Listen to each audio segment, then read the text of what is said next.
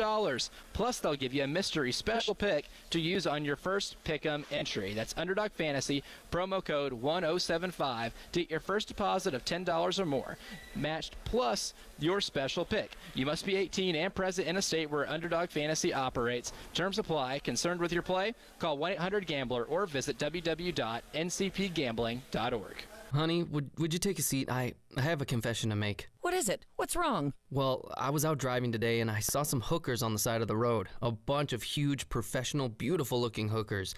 So I did what I was supposed to do. I slowed down and I moved over. You slowed down for the hookers? Well, yeah, it's the law. There was a whole fleet of Schroeder's towing trucks assisting with an accident. Wait, what did you think I was talking about? Schroeder's Towing reminds you to slow down and move over for all first responders.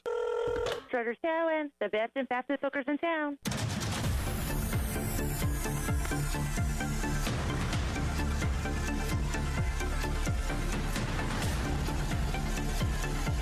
The Halftime Show, sponsored by the Men's Clinic of South Carolina, on your home of the Gamecocks in Columbia, 107.5 The Game. Also heard on 100.3 The Game in Myrtle Beach and 100.5 The Game in Florence, and the 107.5 The Game app.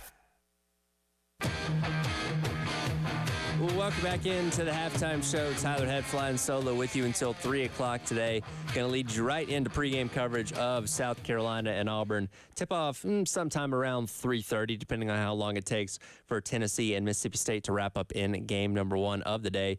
But as we continue to preview that matchup with the Auburn Tigers, welcome in on the Left Chevrolet phone lines, Justin Hawkinson from Auburn Live, the Auburn on 3 website, to give us a little bit of a glimpse into the Tigers program. First of all, Justin, thank you so much for joining me on this afternoon. Know you're a very busy guy. These two teams matched up not all that long ago out there in Auburn, and the Tigers blew the doors off of South Carolina by 40 points. Everybody talks about, and we've talked about it plenty on this station as well, Auburn is a very different team away from home, especially in a neutral environment like we're going to have this afternoon in Nashville. What makes them, A, so scary at home in Neville Arena, and B, so different when they play away from there? Yeah, that's a good question. I mean, I think Neville's just a tough place to play anyway. It gets really loud. The students are right on top of you. And the way Auburn plays, kind of the freewheeling style that they play sometimes, it fits really well when they play at home. And they feel comfortable. When Auburn's comfortable, they're really, really dangerous. Because they're going to shoot at will. They're going to play defense like their hair's on fire. And they just do all those things that play into the home atmosphere. When on the road, it's different. You got to create your own energy. And even if you do create some spurts, it's hard to sustain it on the road, right? The other team is going to have their own spurt. So it's just different, like with everybody else. I think Auburn's played well on the road this year. They've lost a bunch of close games. I think that's the interesting thing about today for me is I don't expect a 40-point game. Nobody does. I mean, I think Janai and Jalen hit 9 threes. Janai Bream and Jalen Williams hit 9 threes the first game. I don't see that happening again. I'm interested to see how does Auburn respond if this thing is close and tight, because every game that Auburn's won this year has been a double-digit victory. 24 wins, all by double digits. Of the 7 losses, 5 are single digits. So essentially every close game they've played this year, they've lost. And so I'm interested to see what happens today. If it gets tight, if it's a 5 or 6 minutes left, or if it's a tight ball game, how does this team respond? Because so far they've lost all those close games. And I think that will be the key for South Carolina. Slow this thing down, make it close, and put Auburn in positions that they haven't been a ton this year, and they haven't won some of those close games. Try to get it in that situation in the last 5-6 minutes. Other than the fact that this is a neutral site game, what have you seen from South Carolina since that game in Auburn, specifically, playing yesterday against Arkansas, picking up the victory there, that would lead you to believe that this is going to be a tighter game than what we saw a couple weeks back?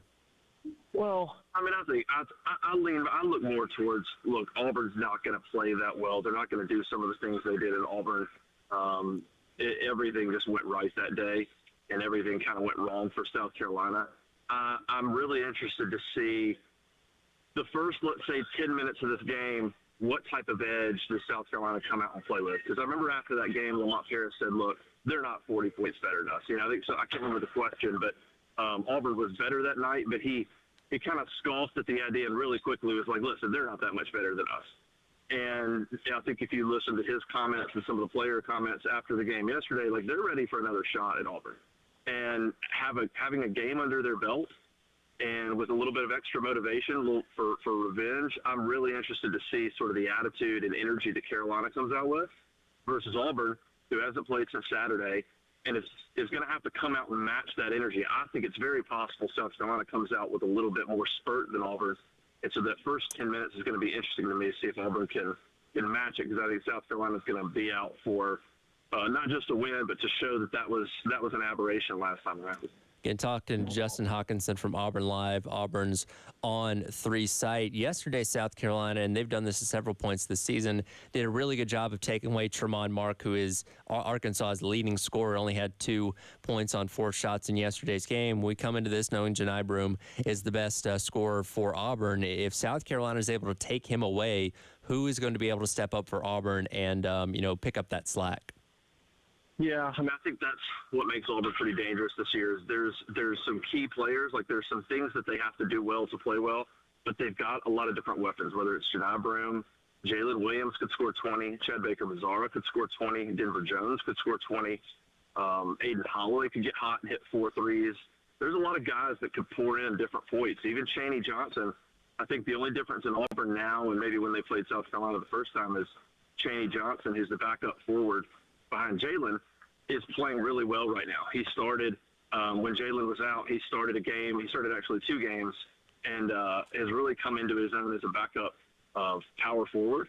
I think he's a guy that's a lot more confident, and he's a guy that could score 8 to 10 points. So I think it's just that's what makes Auburn dangerous. You could hold Janai down the best you can. He's probably going to get his 14 no matter what, 16 no matter what. But you look at Denver Jones has come on and is shooting like 50% from 3 the last 9 or 10 games. Chad Baker-Mazara is shooting 45%, 50% from 3 the last 9 or 10 games in the SEC. So all of a sudden Auburn's shooting really well from outside. We'll see if that can continue on a neutral floor tonight. But Auburn's just got a lot of weapons. There's just not one guy that does it every night. I mean, there's different guys that can get spurts going, and it makes them tough to deal with. We talked a lot yesterday going into the matchup with Arkansas about how good of a tournament coach Eric Musselman is. Going back to last year, we took a sub-500 SEC team all the way to the Sweet 16. Bruce Pearl's been at Auburn for right at a decade now. They obviously made that Final Four run back in 2019, but some of his other tournament results in the years since have been a little underwhelming, I'd say, in the eyes of a lot of Auburn's fans. What is your opinion of Bruce Pearl as a tournament coach? Yeah, that's a really good question. And you go back to 17-18 when they won their first SEC championship. They lost in the first game of the SEC tournament that year to Alabama, and then lost in the second round to Clemson in really bad fashion. Then they went to the Final Four. The team next year finished second in the league, but COVID canceled the postseason, so that team didn't get an opportunity to maybe win some games. But then, the Jabari and Walker team lost to Texas A&M first game.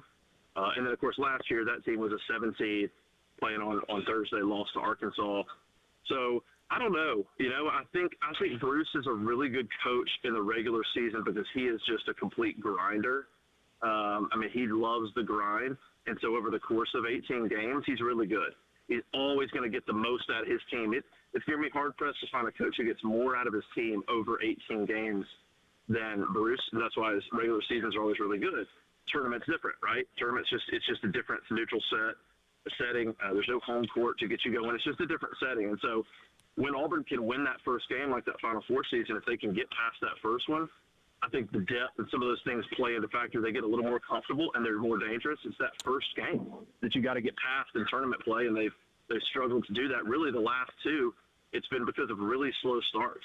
A&M was up like 15 points on the Jabari and Walker team that won the league, and last year Auburn was down, same thing, kind of 15 points. The last 2 SEC tournaments they've lost, but they've come out really, really flat, and they've gotten down big at halftime, and they came back in both of those games, but they lost them. So I think that's why I'm interested to see the first 10 minutes, the first half of this game, and they turn that around and not come out flat like they have in the last 2 SEC tournaments. Again, talking to Justin Hawkinson from Auburn Live, Auburn's On 3 site. One more for you here. Got about 2 minutes to go. Reading your preview of this game on Auburn Live a little bit earlier, you feel like no matter what happens today, Auburn is safely locked up the number 4 spot as far as seeding goes for the NCAA tournament? I don't think they're there yet. I think if they win today, I do. I think if they win today, it's going to be hard to keep them off the 4 seed line. when they're playing on Saturday in the semifinals against, in the SEC tournament. And I think it'll be tough to keep them off. I think if they lose today, then you start to look at that quad one record. You start to look at all the games away from home, and it just becomes – I think it becomes a real 50-50 proposition. They've kind of been anywhere from, let's say, the number 12 overall team to number 6 to number, 16, 17-ish, something like that. So I think they're right on the line. So if they were to lose today, I think they absolutely could get bumped to a 5 seed in the NCAA tournament. I think if they win today, I think they pretty much lock up a 4 seed somewhere, regardless of what happens the rest of the way. And that's important. I try to tell our people, listen, it sounds like it's not much. South Carolina's probably in a similar boat. I think South Carolina's probably 5 seed-ish. But that stuff matters. In the NCAA tournament, the 4 seed advances 15% more of the time in the first round and the second round than the 5 seed. And you're thinking it's really minimal, but that's a big difference between a 4 and a 5 seed. You're talking about a 15% chance of winning the first round and a 15% better chance of winning in the second round between a 4 and 5 seed. So I think it matters. I think this game's a really big one for Auburn. Absolutely. Big for South Carolina, too. Excited to see what happens. Again, tip-off coming at 3:30, around 3:30 here on the game. Justin, appreciate your time this morning, or this afternoon, excuse me. I know you're a very busy guy, and excited to see what happens this afternoon. Thanks, guys. Appreciate it. Y'all have a good one. Absolutely. Again, that's Justin Hawkinson from Auburn Live, Auburn's On 3 site. We'll go to our own correspondent out in Nashville at the SEC Men's Tournament. Elijah Campbell going to join us coming up next as he previews this matchup with Auburn. It's the halftime show. Tyler Head rolling solo until 3. Cap and Dave producing on the other side of the glass here on The Game. The Game Network, the home of the Gamecocks. 107.5 The Game in Columbia. 100.5 The Game in Florence. 100.3 The Game in Myrtle Beach. Also on the 107.5 The Game app and streaming live on The Game TV.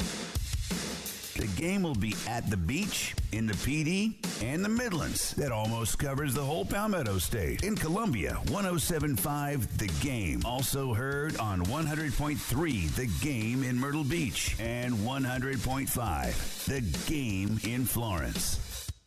This is Larry Leitner, owner and founder of Midstate Roofing, and for nearly 30 years, we've continued to be the proven leader in the roofing and waterproofing industry. Midstate Roofing's proven history is your assurance that our professionals at Midstate Roofing will provide the proper advice, service, and results to the needs of your facility in a manner both safe and pleasing to your operation. From high-rise to hospitals, manufacturing to industrial, Midstate Roofing designs and installs bonded systems with a protective guarantee that will keep your operation dry and running long into the future. 24 hours a day, 7 days a week. And this is Blake Leitner, reminding you to protect that roof with a maintenance contract. Call me today at 803-356-1919 or online at midstateroofing.com. That's midstateroofing.com. You'll speak to an on-call technician after hours or a Midstate Roofing staff member during hours at 803-356-1919 or online at midstateroofing.com. And as always, tell them Midstate Twins. If you have a leak, let Midstate Roofing take a piece. Spring has sprung at Carowinds, offering endless fun for families. With almost 60 rides catering to thrill seekers of all ages,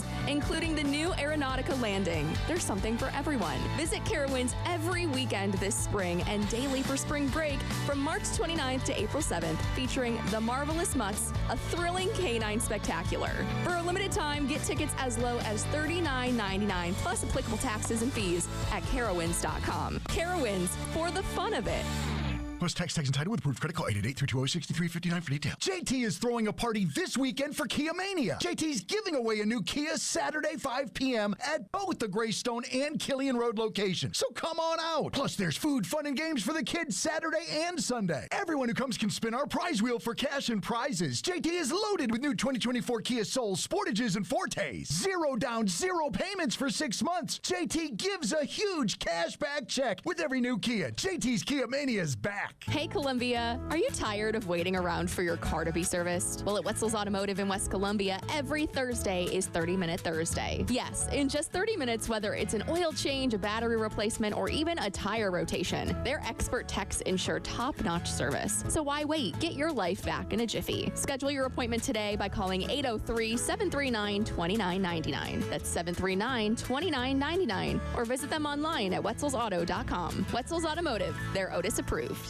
Hey, it's Bill Gunner for AAA Heating and Air. Beat the seasons with AAA Heating and Air in the South Carolina Midlands. Need a system upgrade? Get a free replacement estimate today. Worried about cost? Don't be. With their guaranteed financing options, comfort is always within your budget, especially with their new 12 months of no payments or interest in 2024. Plus, enjoy the assurance of a 15-year parts and labor warranty. Ready for an instant quote? Visit their website today and tell them Bill Gunner with 107.5 The Game sent you. AAA Air when you need us. AAA Heating and Air. Get your taste buds ready. Chicken Parm just got an upgrade. The new Chicken Parmesan Meatball Sub from Firehouse Subs is made with savory chicken meatballs and a bright marinara sauce topped with shaved Parmesan, melted provolone, and crispy Italian seasoned breadcrumbs, served on a toasted garlic bread roll. Try the new Chicken Parmesan Meatball Sub for a limited time only at Firehouse Subs. Order online or on the app today. They make their subs differently because their subs can make a difference every day. Firehouse Subs. Enjoy more subs, save more lives. What you're talking about. Brought to you by Love Chevy, the best selection of new Chevys. Right now, no hassle, no ridiculous add-on stickers. I-26 at Harbison and at lovechevy.com. Together, let's drive. What's up, folks? Anthony Armstrong here. Bob Popple along with Super Bowl champion Carl Banks. Hey, NFL fans. This is Solomon Wilcox, former NFL safety and host of the Believe in Bengals podcast. Catch my show and all 32 Believe NFL podcasts. Listen in to former players give their inside perspective on your favorite team. Search Believe, that's B-L-E-A-V, on Apple, Spotify, and wherever you get your podcast. It's always football season, wherever you listen.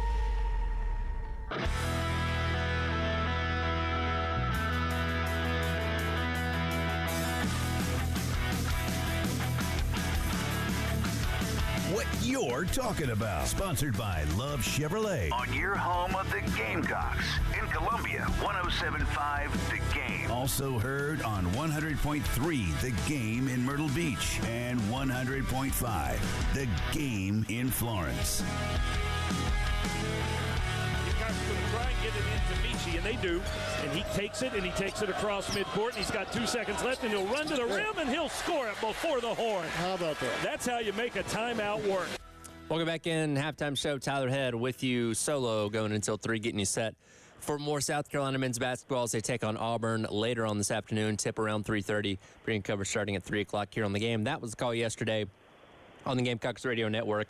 Michi Johnson hitting the layup right before halftime to give South Carolina the 38-35 win and just roll that momentum into the second half, which helped them cruise to that 14-point victory. We now go out to our correspondent out there in Nashville, getting you set for that game against Auburn, our guy Elijah Campbell. And Elijah, locally here, I think we were able to put that Auburn game behind South Carolina pretty quickly, is just saying, okay, well, that's just, an instance where Auburn was just on fire that night and South Carolina didn't have a great game. You move on for it, you put it behind you, and, don't worry about it. But from a national standpoint and from the media people around the SEC, I think a lot of people are looking at this and saying, well, there's no way South Carolina can beat a team that drugged them by 40 points a couple of weeks ago. Is this the first instance in a while where South Carolina might actually have a chip on their shoulder going into a game? Yeah, well, it's one of the rare instances this year in which I would say they are a real underdog, right? Like, there have been some games where I didn't like a matchup, or a lot of people around the sport maybe don't like a matchup and would be maybe hesitant to pick them. But this was one of the first times this year. It's been a long time, I think, since this team's been a 7.5-point underdogs on a neutral floor. And this is a team in Auburn, that it's been well documented in our market that, the game in Auburn was an absolute beatdown. Neville Arena was a house of horrors on Valentine's Day, and this team got a pretty rude awakening in that game.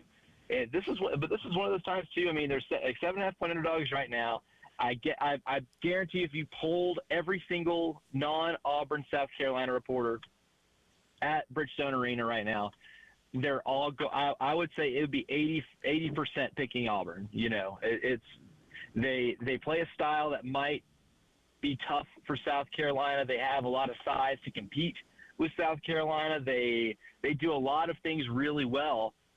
Just the biggest question is, can this Auburn team do those same things really well away from Neville Arena? And that's the one thing this year they've really struggled to do.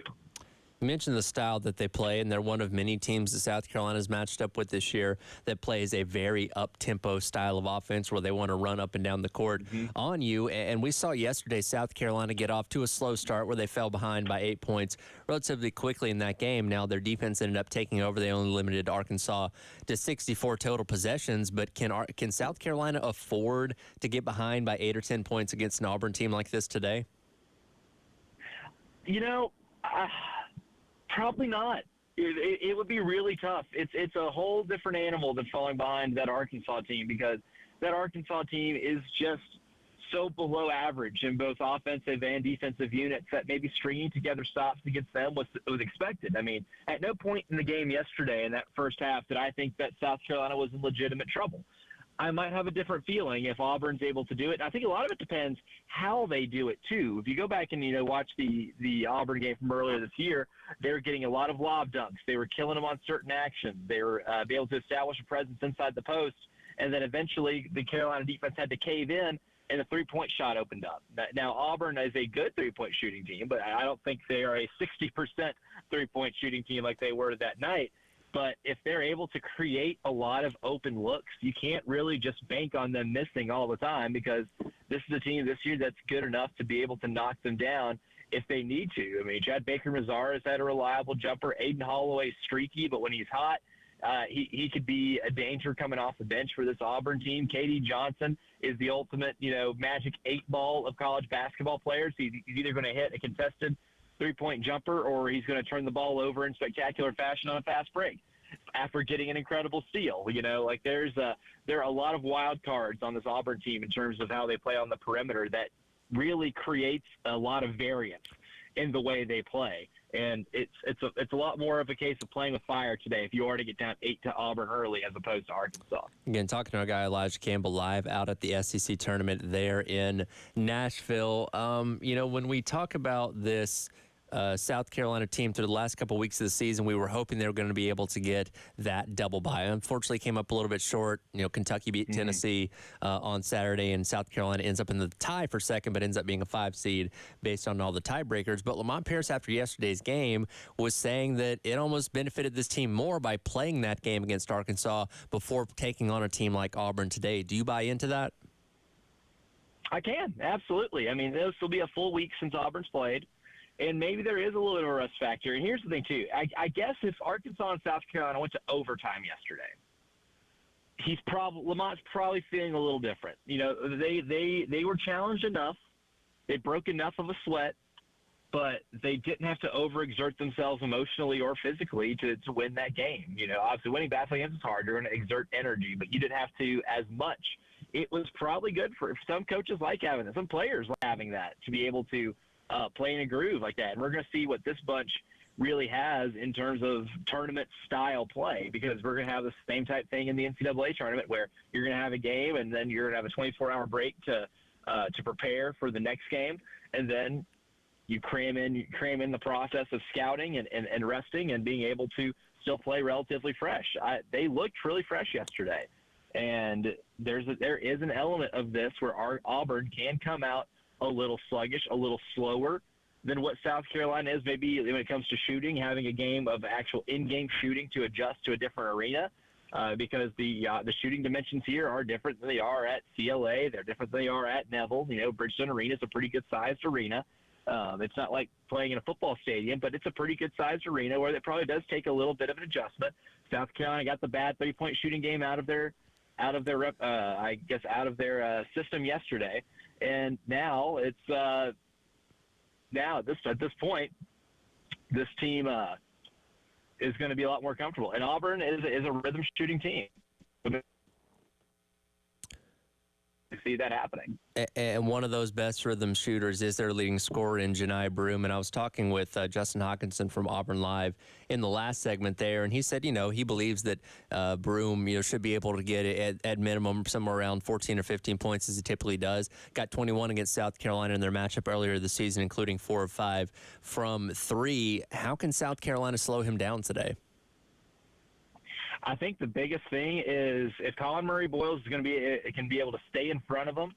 If the guards that are running off his screens don't get caught and don't stay screened. This will be a big game for Zach Davis because Jedi Broom's a great screener. I think it's an underrated part of his game. We look at the points and the rebounds and his adding of the three-pointer to his repertoire, and that is what catches a lot of attention. But the things he does away from the ball as a screener make him just as valuable. And if the guards for South Carolina can do a good job of not getting stuck on those screens, and they're able to still adequately stick with the wings and the perimeter player, that's going to allow Colin Murray-Boyles or Josh Gray or whoever's getting the assignment at that time to be able to stay in front of Broom. And the worst thing that Broom can do is get position on you. If you're able to stay in front of him and keep him from getting really good post position, you're going to have a chance to keep him in check. And I think there's a really good chance they do that today, especially now that they've seen him once, and especially with the way Colin is playing defense right now. I think the biggest matchup of this game is that CMB versus Janai Broom type matchup. Well, certainly looking forward to it. I know you're going to enjoy yourself. Hopefully we're talking about more South Carolina games after this one today, but regardless, should be a fun weekend of tournament play out there in Nashville. And as always, want to thank our friends over at Cool Care Heating, Air, Plumbing, and Refrigeration, as well as Atkins Law for allowing you to be out there. Absolutely. Cool Care Heating, Air, Plumbing, and Refrigeration, our friends who are allowing us to be here, and our friends at the Atkins Law Firm for sponsoring all the fun tweets. And if you missed it yesterday, go to @1075 The Game and look at all the locker room conversation that I had with the players yesterday, and a lot of good stuff. They're ready for the game today. A lot of them, you'll notice a trend that they don't think Auburn's going to shoot like that again. They like their chances this go around. Well, we're looking forward to it, and we fully expect you to bring back as much Dr. Pepper as you can next week. Oh, I'll be hoarding it.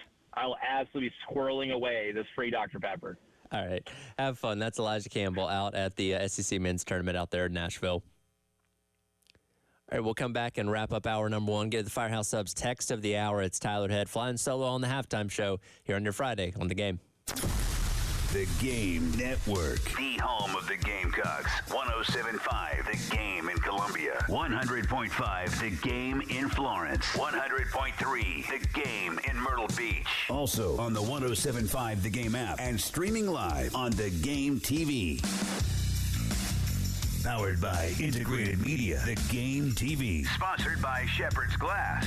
A true reflection of quality. The Game TV. This is Andrew Perloff with a CBS Sports Minute. Pay close attention this weekend during Selection Sunday. The days of filling out your bracket with Duke, Carolina, and Kentucky are long gone. Last season it was UConn, San Diego State, Miami, and Florida Atlantic. The sport is set up for mid-majors to go far. The result?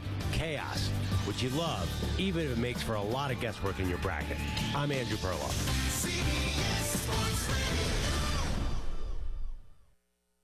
Are you a victim of the timeshare trap and think there's no way out? Well, Chuck McDowell, founder of Wesley Financial Group, has helped over 35,000 families out of financial hardship by getting them out of bad timeshares, and they may be able to help you too. If you were misled into signing a timeshare agreement that is a lifetime commitment, if you were told timeshare is a great investment or your maintenance fees will never go up, you need to get the facts about timeshare cancellation. For over 10 years, Wesley Financial Group has been dedicated to helping folks get out of a lifetime of debt by canceling their timeshares. So they created a timeshare exit information kit, which reveals how the timeshare industry works and what your options are for cancellation. Simply call Wesley right now and they will send you a timeshare exit information kit absolutely free. See how you can become timeshare free. Call 800-761-0000. That's 800-761-0000. Again, 800-761-0000. Every lottery ticket purchase keeps education in our state moving forward. In fact, the lottery has raised more than $200 million for state school buses to get our students to school safely every day. Then, the lottery helps those students go even further in their education by funding the Life, Hope, and Palmetto Fellow Scholarships. So remember, when you play the lottery, you're keeping South Carolina students on the road to success. Learn more at sceducationlottery.com/betteryou. Bill Gunner for Dr. Dan Balknight and the Men's Clinic. Getting older is never fun. You start experiencing some symptoms that you're not accustomed to. Maybe it's brain fog. Maybe it's low energy level. Maybe it's lack of drive and motivation. But at the Men's Clinic, Dr. Dan Balknight is ready to help you with an individualized treatment that will treat your needs. So give them a phone call today, 803-875-MENS. Again, that's 803-875-MENS, or visit them on the web for more information, mensclinicsc.com. Last throw, big guy. Come on, baby. I need me a giant bear. I got this. I'm the target. Ben, throw. Oh, well, look who won a giant bear. That's a grizzly. Oh, Mama's baby bear. When you join the South Carolina Education Lottery's Players Club, you get way more than you expect. More chances, more wins, and more surprises. Yeah, he's had all his shots. Just don't look him in the eye. Join the Players Club at seeducationlottery.com because more happens here. Snakes, rodents, and mold all live and grow beneath your home and eventually will find their way inside.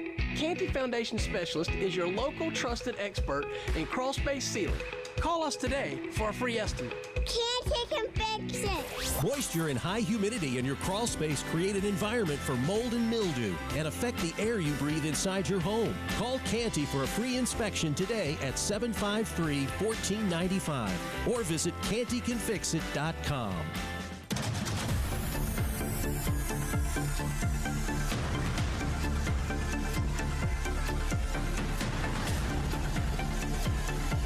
The Halftime Show, sponsored by the Men's Clinic of South Carolina. It's time for Text of the Hour on the Firehouse Subs text line on the Halftime Show. On your home of the Gamecocks in Columbia, 107.5 The Game. Also heard on 100.3 The Game in Myrtle Beach. And 100.5 The Game in Florence. And the 107.5 The Game app.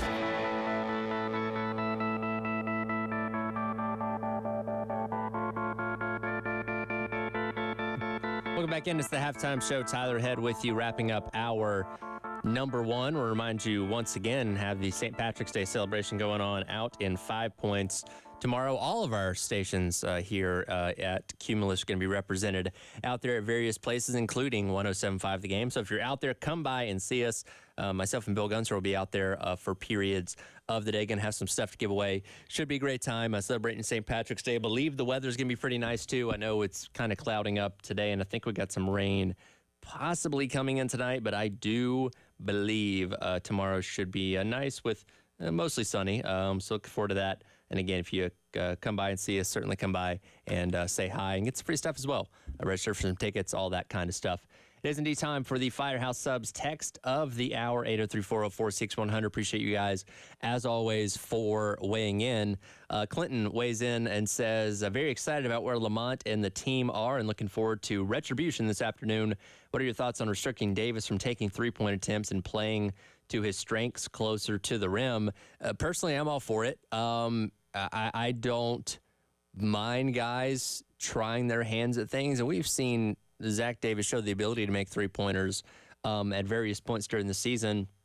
Went 2-4 against Missouri when they took them on at the end of January. But for the most part, he's been at best making one a game. And I'll go back to that Tennessee game a couple weeks ago where he was 1 for 5 there. So certainly not ideal statistics when you're talking about him shooting three-pointers, and especially with somebody like him with his size, being 6'7", that's somebody that you would ideally like to have in the post as much as possible, especially when you're going up against a team like Auburn that's so good at, rebounding the ball. And that was a big key for South Carolina yesterday against an Arkansas team that wasn't good at rebounding, was going out there and making sure they dominated in the post as much as they could. Davis himself, grabbed 2 rebounds in that game, but we've seen him, do as well as grabbing 9 against Ole Miss earlier on in the season. Like, this is a guy that can be very active. And again, that size certainly helps him, when it comes to being down there in the post and catching things off the glass. So certainly want to see that. He's made a name for himself when it comes to that 1-3-1 defense, though, of being that point man. And in those scenarios, obviously you want him to be at the front of your defense because that length certainly helps him do those kind of things when it comes to restricting on that 1-3-1 defense. But yeah, other than that, if you can get him as close to the rim as possible, I'm good with that. And, when it comes to grabbing those offensive rebounds, because Auburn is not a team that you want to let get too many second chance opportunities when it comes to the ball, bouncing off the glass there. So yeah, not a bad idea, and we'll see what what game plan Lamont Pearson Company come up with today in terms of taking on Auburn. Regardless, should be a very good matchup, as we talked about with Elijah and Jack Hawkinson from On 3 a little bit earlier. You know, I think so many of us, especially close to both programs, look at what happened on the road in Auburn on Valentine's Day, right a month ago now, as an anomaly. Again, team shot 61% from the field and 60% from three that night. That doesn't happen normally. That is very much an anomaly when it comes to basketball. And for the most part, Auburn hasn't really matched those numbers in any other game since. They had one game against Georgia this year where they had really high shooting percentages as well. But again, that's more the exception, not necessarily the rule. So if things kind of come back down to earth a little bit in terms of what Auburn's percentages are, I mean, South Carolina should be able to hang in there with them. And as Elijah, talked about, I think this is certainly one of those games that getting off to a good start for South Carolina is going to be of vital importance, because if you find yourself down by 10 or 12 to Auburn with the way that they like to run up and down the court, that is going to spell trouble very early and could force South Carolina to a place where it's not comfortable and having to play a little bit more of an up-tempo offense as the game goes along. Because, of course, the MO for them is always trying to slow things down, trying to pull whatever team they're playing down into the mud a little bit more and muck it up, as we like to say, when it comes to playing that defense, which they do so well, and that's been their calling card this season, and rightfully so. And, defense wins championships, and if South Carolina can play the defense the way that they want to over the course of not only today, but hopefully the next couple of days, the SEC tournament, and they should be hopefully in pretty good shape to continue to advance their way through. So looking forward to it. Should be a fun game. High-stakes game, obviously, and as Jack Hawkinson alluded to, Auburn doesn't necessarily feel comfortable with saying that they're a 4 seed at this point in time. And for South Carolina, though, I think we can all agree that locking up the 5 seed, that they probably locked up the 5 seed with that win against Arkansas yesterday. You have the opportunity, you have that carrot being dangled in front of you to potentially, maybe, if possibly, move your way up to being a 4 seed. That would start with beating a now projected 4 seed in Auburn coming up later on today, and then you'd have another match, third time, a rubber match with Tennessee coming up tomorrow. But got to get through today first. Again, I think it's possible for South Carolina too, and if they don't, it's not the end of the world. Again, still have good positioning for the NCAA tournament coming up. So hopefully it'll be a fun game, hopefully it'll be an entertaining game, and hopefully when it's all said and done, we are talking about another Gamecock victory with more momentum heading in to the NCAA tournament. 1 hour in the books, 2 more hours to go. Coming up next, as always, in the 1 o'clock hour, it is football, and more football. A little bit of breaking news going on in both the world of college and the NFL. This one in college, we kind of saw coming. The one in the NFL, not so much. I'll dive into all that coming up in the 1 o'clock hour here on the Halftime Show. He's Captain Dave, producing on the other side of the glass. I'm Tyler Head, flying solo with you up until 3. Terry Ford will be back in on Monday. And again, we'll get you right in pregame coverage of South Carolina and Auburn for basketball later on today. It is the Halftime Show on the Game.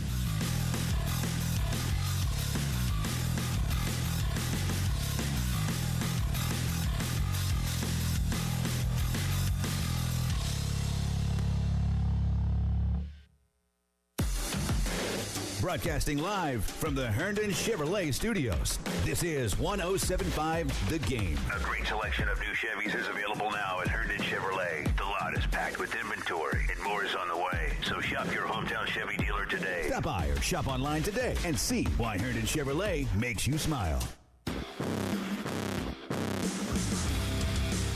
What you're talking about. Brought to you by Love Chevy. Check out the Season of Love at South Carolina's #1 volume Chevy dealer. I-26 in Harbison and at lovechevy.com. Together, let's drive. The Cocky Trot 5K and Fun Run and Walk, presented by Palmetto Shirt Company, is back. Join Gamecock fans on Saturday, April 20th for the fun-filled morning racing around Gamecock Park and Williams-Brice Stadium. Learn more and register today at GamecocksOnline.com/CockyTrot. Hey, it's Bill Gunner for AAA Heating and Air. Beat the seasons with AAA Heating and Air in the South Carolina Midlands. Need a system upgrade? Get a free replacement estimate today. Worried about cost? Don't be. With their guaranteed financing options, comfort is always within your budget, especially with their new 12 months of no payments or interest in 2024. Plus, enjoy the assurance of a 15-year parts and labor warranty. Ready for an instant quote? Visit their website today and tell them Bill Gunner with 107.5 The Game sent you. AAA Air when you need us. AAA Heating and Air. Hey guys, Jay Phillips here with Ben Cato, third generation owner of the Midland's best outdoor power equipment dealership, Cato's Power Equipment. Jay, we are incredibly proud to serve the great lawn cutters of the Midlands, but we're also happy to serve customers all over the Palmetto State. We have loyal customers from Greenville to Beaufort, Savannah to Darlington, all happy to travel for the mom and pop service Cato's Power Equipment offers. Ben, tell me more about what sets Cato's apart from the rest. Absolutely. First off, we only deal in the best brands, and that's not just our opinion. Toro, Gravely, Aaron's, and Steel all top the consumer ratings charts. Second, we love to help. Grass cutting, especially in our famously hot city, isn't always a fun task. I couldn't have been happier with Matt and Jeremy. They set me up with the perfect Toro mower for my yard. And I sleep great knowing that we'll keep that machine in tip-top shape for many years to come. So wherever you are, whatever your grass cutting needs might be, consider Cato's Power Equipment, family owned and operated since 1983. Come see us at 4012 West Beltline Boulevard or always online at catospowerequipment.com. Powered by Integrated Media, The Game TV. Sponsored by Shepherd's Glass, a true reflection of quality. The Game TV. Sponsored by Shepherd's Glass. Have a passion for serving children and families? Apply to become a child welfare case manager at dss.sc.gov. This message is sponsored by the South Carolina Department of Social Services. At the Samuels Reynolds Law Firm, we know how serious injuries change people's lives. I'm Jason Reynolds. When you're involved in a major car or truck accident, my team is on your side. You don't have to be alone. Let's do this together. And I'm Steven Samuels. When you're hurt at work, my team is with you from start to finish. We're people with a passion for helping injured workers. Bring your case to us and stop the worrying. We've got this. Samuels Reynolds. True injuries, true lawyers. 803-779-4000. Music fans, on Friday, March 22nd, a very special night is coming to Columbia. Southern Songwriters with Patrick Davis, a national television show produced for SCE-TV and American Public Television, is taping live at the historic Chappelle Auditorium at Allen University. Patrick will be joined by Drew Holcomb, David Ryan Harris, and Sean Mullins. This show will air on more than 300 stations this summer, and you can be part of it. Tickets are on sale at southernsongwriters.com or patrickdavismusic.com. One night only, March 22nd in Columbia. Getting quality employees to fill positions in your company is essential, but finding those people can be a major hassle unless you use ZipRecruiter. ZipRecruiter makes finding quality people a breeze. ZipRecruiter's advanced technology identifies candidates with the right skills, sends you great matches, then you can easily invite them to apply. 4 out of 5 employers who post on ZipRecruiter get a quality candidate within the first day. See for yourself. Go to ZipRecruiter.com/free to try ZipRecruiter for free. That's ZipRecruiter.com. WNKT FM, Eastover, Columbia. Hey, this is Michi Johnson here, South Carolina point guard, and you're listening to 107.5 The Game, home of the Gamecocks. A Cumulus media station. The Halftime Show, sponsored by the Men's Clinic of South Carolina. Not feeling like yourself? Call the Men's Clinic at 803-875-MENS. It's 1 o'clock. That means football. Football. And more football on the Halftime Show. Is sponsored by Atlantic Window and Door. Go to awdsc.com. On your home of the Gamecocks in Columbia, 107.5 The Game. Also heard on 100.3 The Game in Myrtle Beach and 100.5 The Game in Florence. And the 107.5 The Game app.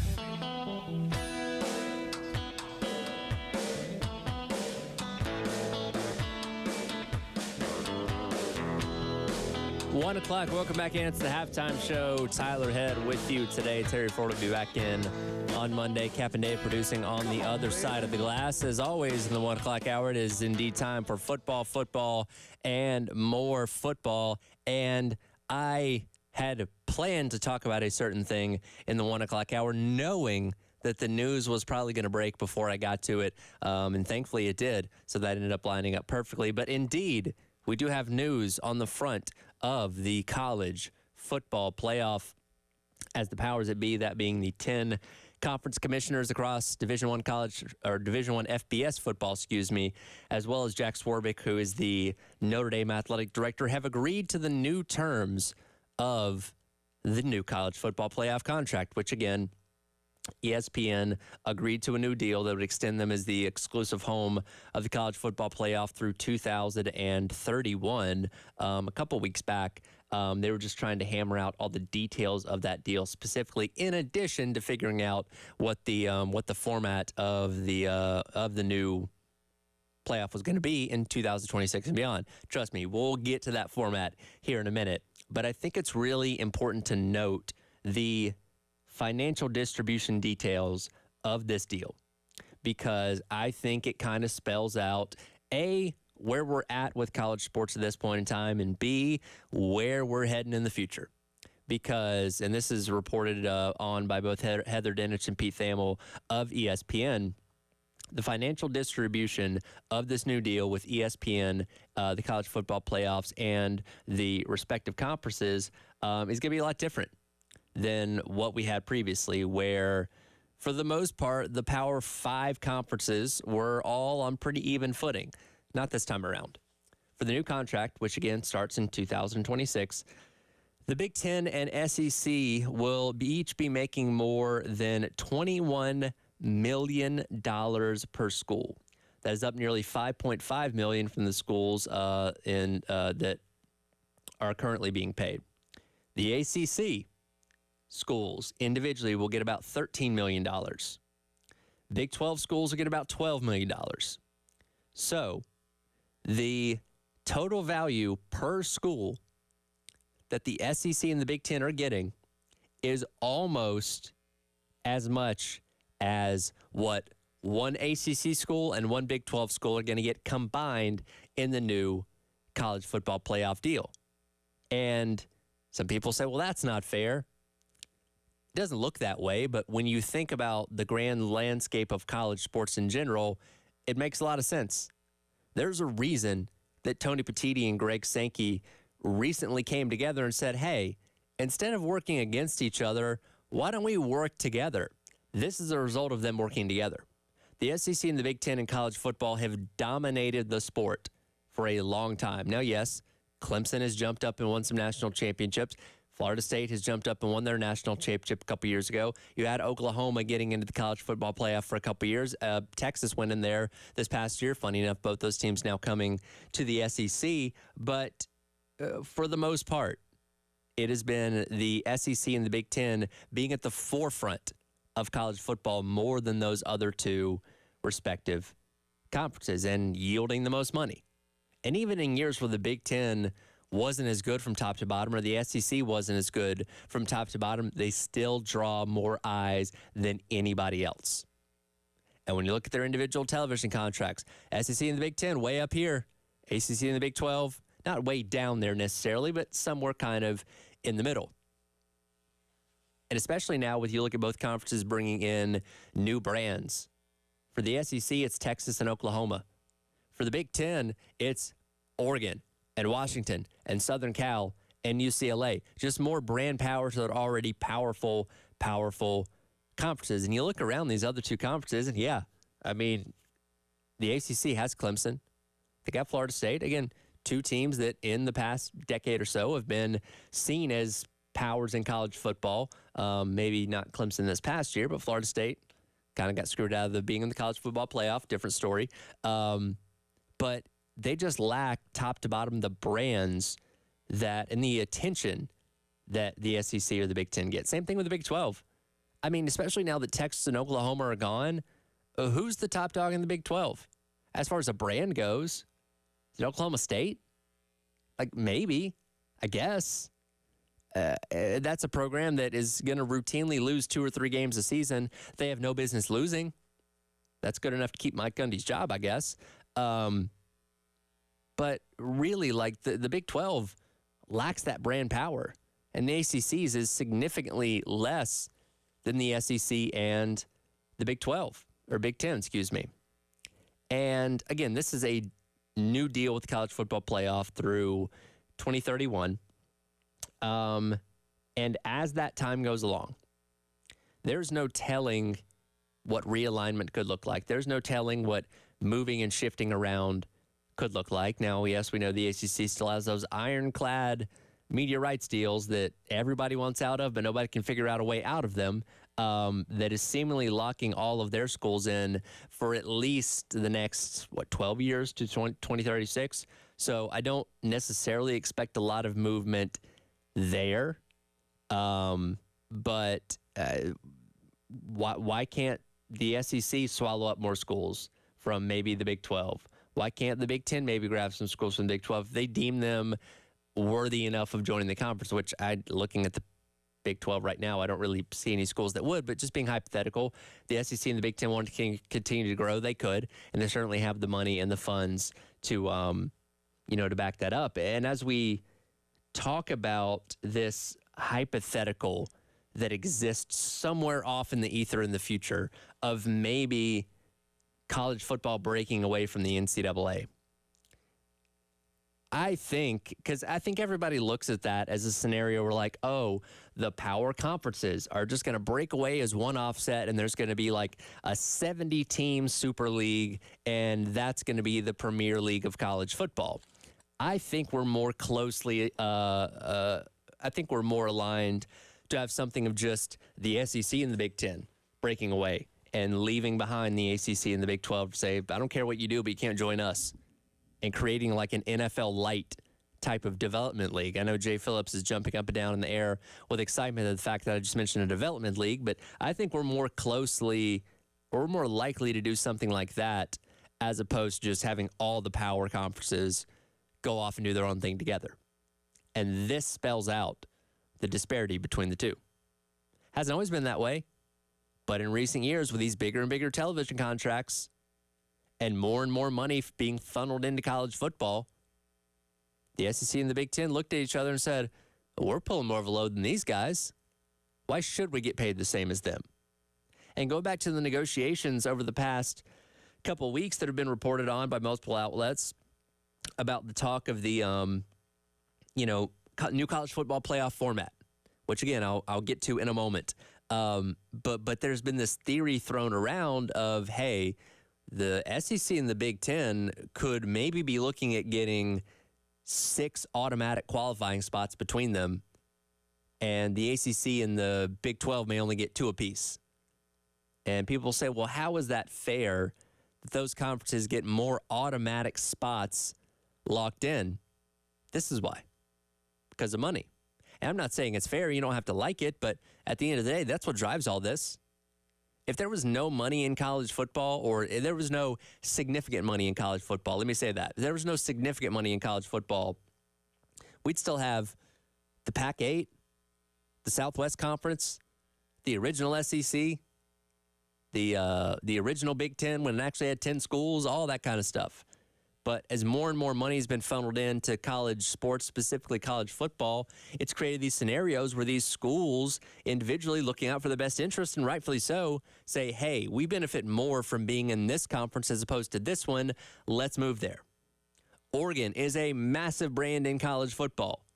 They were going to get pennies in the Pac-12 if Pac-12 stayed together compared to what they could have made in the Big 10.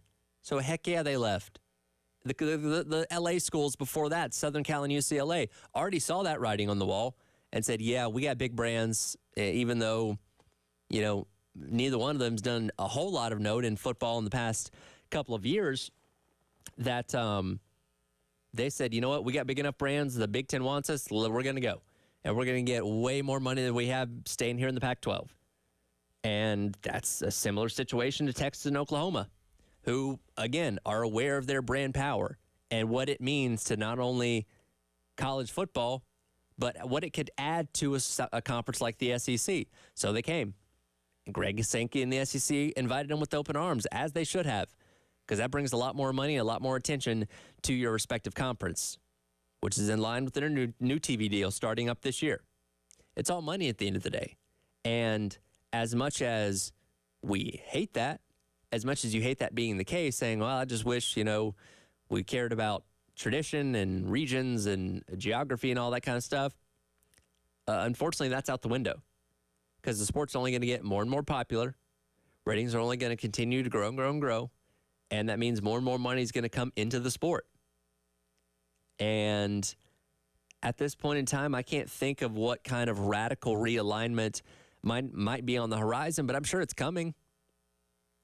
Is there a point where the SEC and the Big Ten just start pulling from each other, and we have this back and forth battle between the two powers of college football taking schools from each other? I don't know. Maybe.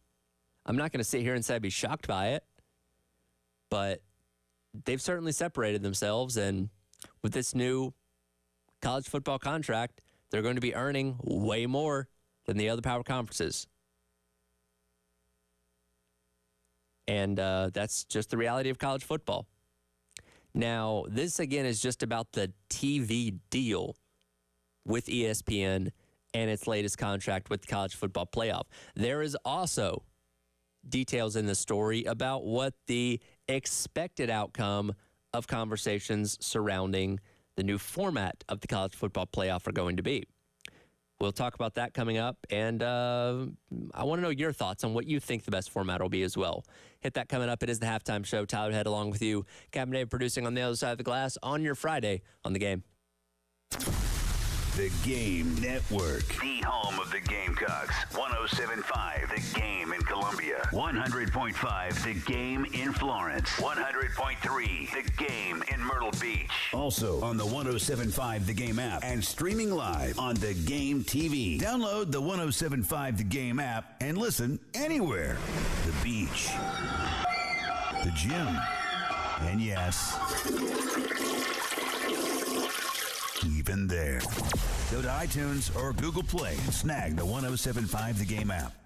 107.5 The Game. Broadcasting live from the Herndon Chevrolet Studios. Discover Herndon Certified. Herndon Chevrolet's premier used car warranty. Shop with complete confidence knowing Herndon Chevrolet has got you covered. Stop by or shop online today and see why Herndon Chevrolet makes you smile. The Anastapula Law Firm has been recovering millions for their clients for over 30 years. Whether it's a slip and fall, car accident, or any other issues that have resulted from an accident, Anastapula Law Firm can help. Their South Carolina personal injury attorneys have experience fighting for the rights of their clients. Remember, don't scream. Call Akeem. Dial 800-ALL-7s now. Herb Glass is responsible for this ad, and cases are handled at 32 Ann Street, Charleston, South Carolina, 29403. Paid endorsement, not actually client. Results may vary. The second annual Mega Gun and Knife Show is this weekend at the State Fairgrounds, and it's the largest gun and knife show ever held in Columbia. This is not just a gun show, it's an event. 2 huge buildings and over 650 tables of rifles, shotguns, handguns, knives, ammo, antiques, military displays, and more. You can buy, sell, and trade. Food vendors and educational exhibits are on site, so bring the whole family. The Mega Gun and Knife Show is brought to you by the South Carolina Arms Collectors Association, and it's the real deal. This Saturday and Sunday at the South Carolina State Fairgrounds. SCGunshows.com. It's getting warm outside, and now's the time to have the wind in your face and your knees in the breeze on a new Honda motorcycle from Carolina Honda Powerhouse. Right now, you can get up to $1,000 in free accessories with the purchase of a new Honda Street Bike. Gold Wings, Rebel 500s, Rebel 1100s, Honda Fury, and more. This deal is exclusive at Carolina Honda Powerhouse and won't last long. Get up to $1,000 in free accessories on your new Honda Street Bike. Hurry in today. Take exit 70 off I-20 and turn by the Flying J, or visit carolinahonda.com. Enjoying your pool, well, that's one of the fun things of summer. And with Corley Pool Solutions, you can keep your pool clean, maintained, and ready to use each and every day you come home. So give Corley Pool Solutions a phone call today and line up maintenance for the spring and the summer. 803-445-8109. That's how you can get in touch with Corley Pool Solutions and the pool guru, Tracy Corley. That's right. Again, your pool is their reputation, and you can get flat rate pricing, including all of the chemicals. It's more affordable for you to call Tracy Corley and Corley Pool Solutions today, 803-445-8109, than for you to try and maintain your pool on your own. So go ahead. Again, Tracy is the pool guru. They want to take care of your pool this summer. They want you to enjoy your backyard luxury. So call Corley Pool Solutions today, 803-445-8109. Don't let another day go by. Line up pool maintenance today with Corley Pool Solutions. What you're talking about. Brought to you by Love Chevy, the best selection of new Chevys. Right now, no hassle, no ridiculous add-on stickers. I-26 at Harbison and at lovechevy.com. Together, let's drive. Get your taste buds ready. Chicken Parm just got an upgrade. The new Chicken Parmesan Meatball Sub from Firehouse Subs is made with savory chicken meatballs and a bright marinara sauce topped with shaved Parmesan, melted provolone, and crispy Italian seasoned breadcrumbs, served on a toasted garlic bread roll. Try the new Chicken Parmesan Meatball Sub sub for a limited time only at Firehouse Subs. Order online or on the app today. They make their subs differently because their subs can make a difference every day. Firehouse Subs. Enjoy more subs, save more lives. No one likes to talk about the injuries, pain, disability, and lost loved ones that result from terrible car and tractor-trailer accidents. I'm Jason Reynolds. At the Samuels Reynolds Law Firm, we're honored to be the lawyers our clients rely on during their toughest moments. And I'm Stephen Samuels. When a work injury disrupts your life, I work hard to get you the medical treatment and workers' compensation you depend on. Samuels Reynolds. True injuries, true lawyers. 803-779-4000. Hit us up on the Firehouse Subs text line, 803-404-6100. Your home of the Gamecocks in Columbia, 107.5 The Game. Also heard on 100.3 The Game in Myrtle Beach and 100.5 The Game in Florence.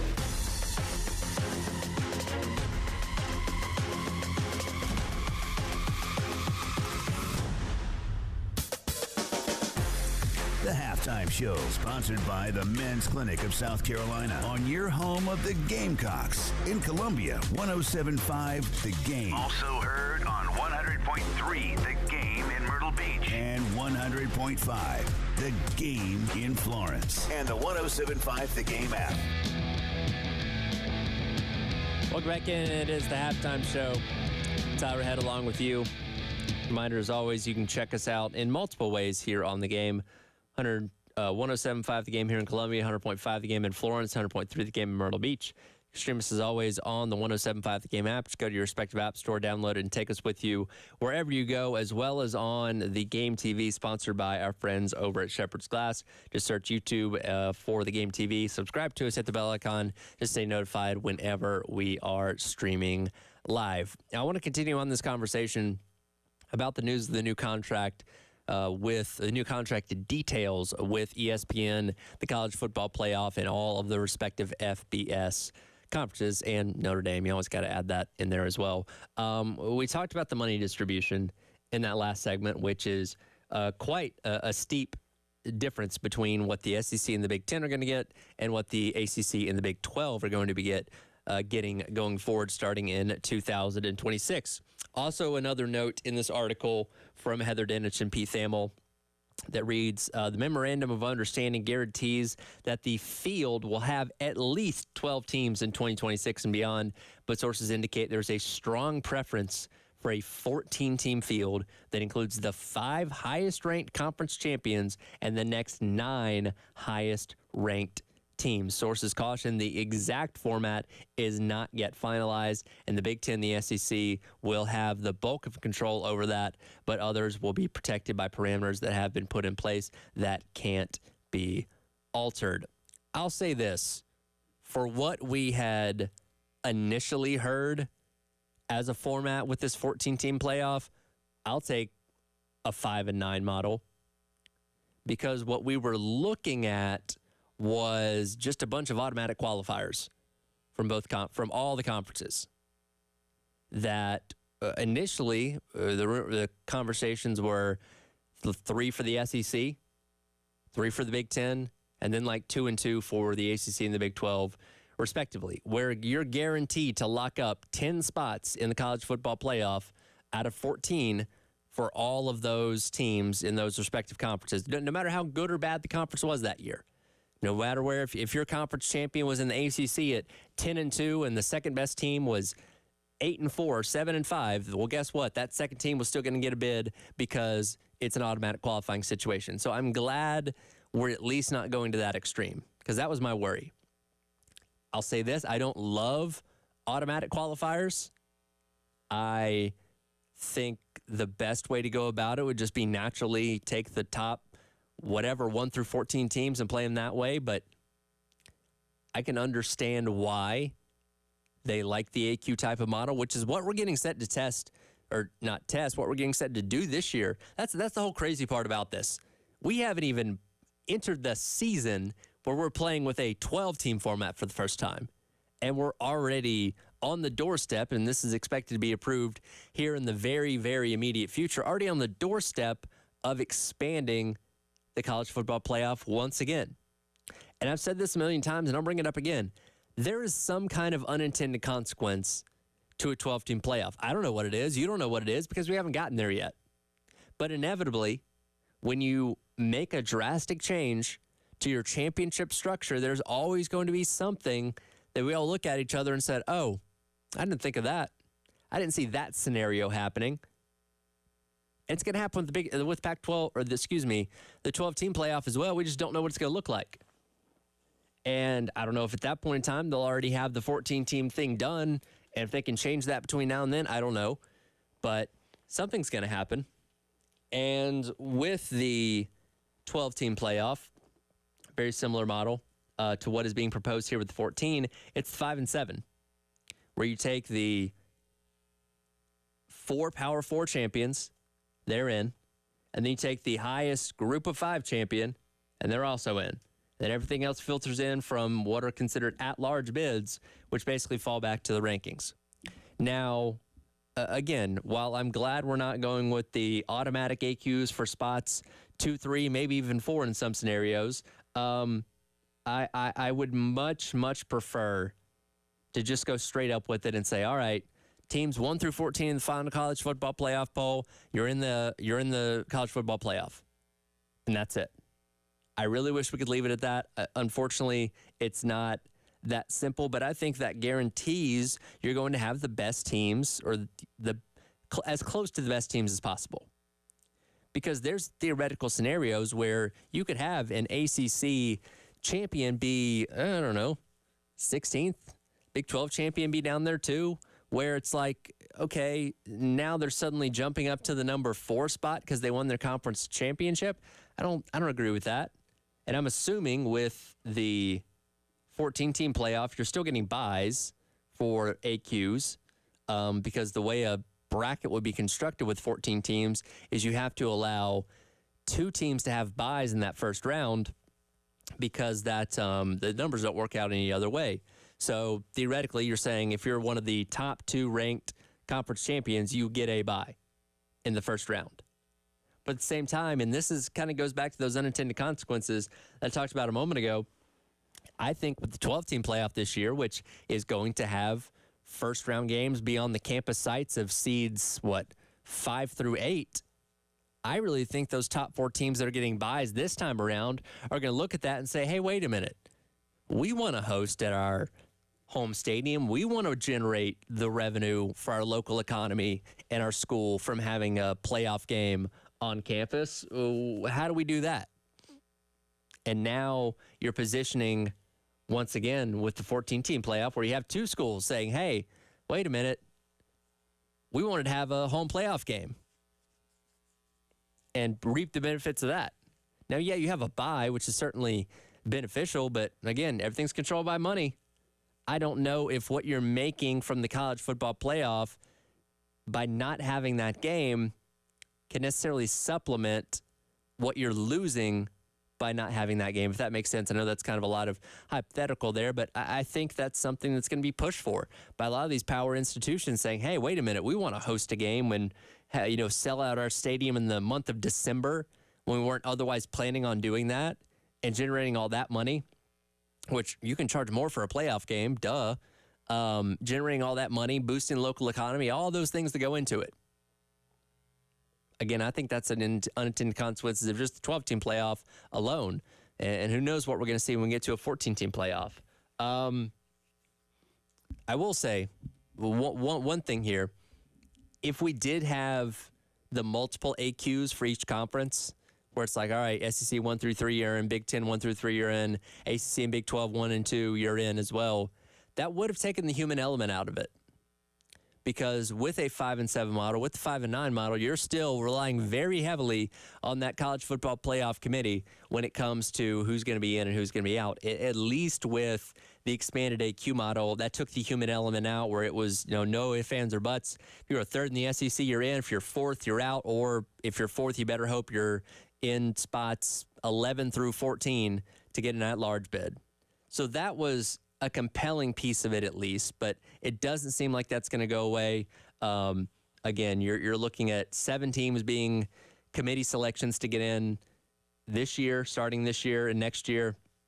And then you're looking at 9 teams in 2026 should they agree to this format being chosen by the selection committee as well. Now, there's going to be a big difference between splitting hairs between an undefeated Power 5 champion in Florida State and a one-loss SEC champion in Alabama, as opposed to, I don't know, a 7 or a 9-3 North Carolina team, and I don't know, like an 8-4 Kentucky or something like that. Like, that's a different conversation to be had, and I imagine we're going to run into those scenarios. And as with any playoff format, whoever the first team or first 2 teams to get left out are going to be very mad and very upset and saying the system doesn't make sense and we need to overhaul it and all that kind of stuff. That's going to happen. I can go ahead and guarantee you that. But at least with a 14-team playoff, would be able to look at more blemishes on the resumes as opposed to just trying to tell an undefeated team, no, you don't deserve to be here. Sorry about that. Go home and cry about it. So, change on the horizon.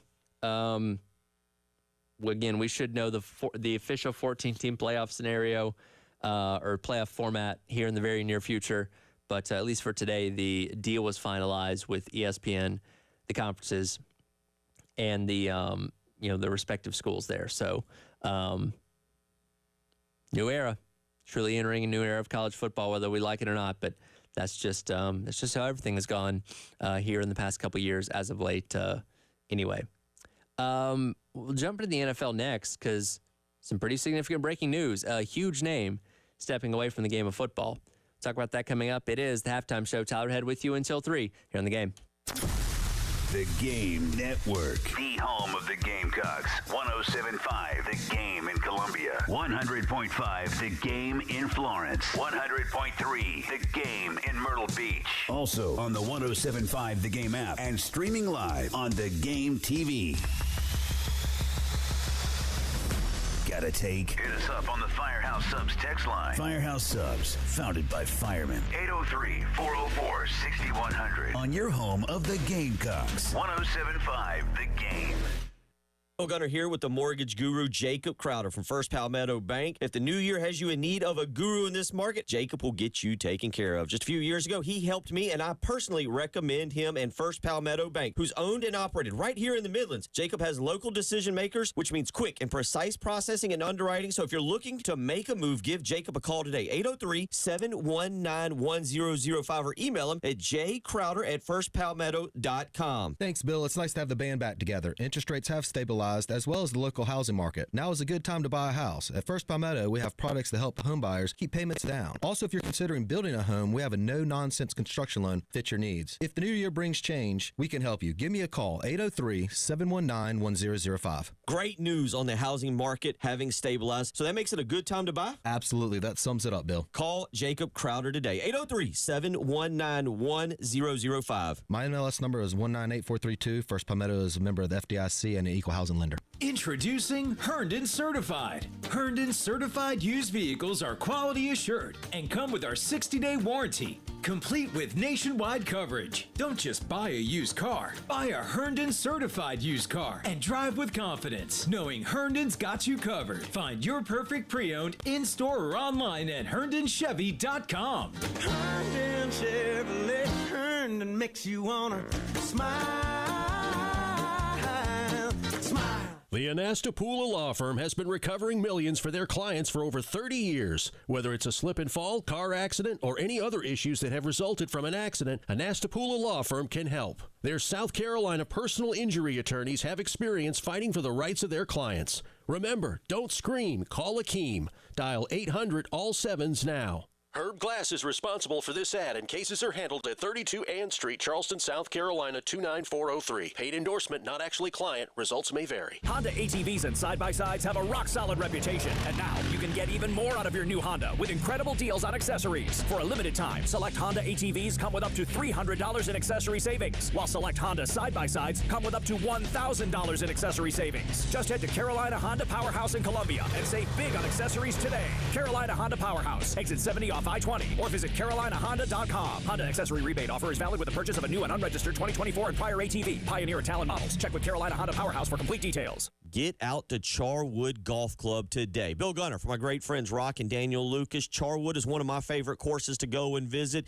Take my son Austin and go hang out and play a round of golf. You need to do the same. Call today for a tee time. 803-755-2000. Your golfing friends at Charwood Golf Club are ready to host you and have a great day doing it. So call, line up that tee time. 803-755-2000. That's Charwood Golf Club. Powered by Integrated Media, The Game TV. Sponsored by Shepherd's Glass, a true reflection of quality. The Game TV. Sponsored by Shepherd's Glass. Sneezing, coughing, stuffy nose, runny nose, postnasal drip, interrupted sleeping. I was groggy at the end of the day. Allergies and sinus congestion were making Jana miserable. Then, a friend recommended Navage. Navage provides immediate drug-free congestion relief, flushing your nasal passages with refreshing saline and sucking out mucus, germs, and other airborne irritants. Navage helps you breathe easier, sleep better, and feel your best right away. Navage gave me instant relief. I didn't have to wait 30 minutes. I didn't have to wait an hour, 90 minutes. I didn't have to wait a minute. I ran the rinse and I felt better. Stop suffering from congestion and start breathing and feeling your best again with Navage. Navage. I've had people ask me how I find relief, and I tell them Navage immediately. This thing is amazing. Navage is available at Navage.com or at Walmart, Walgreens, CVS, and Rite Aid.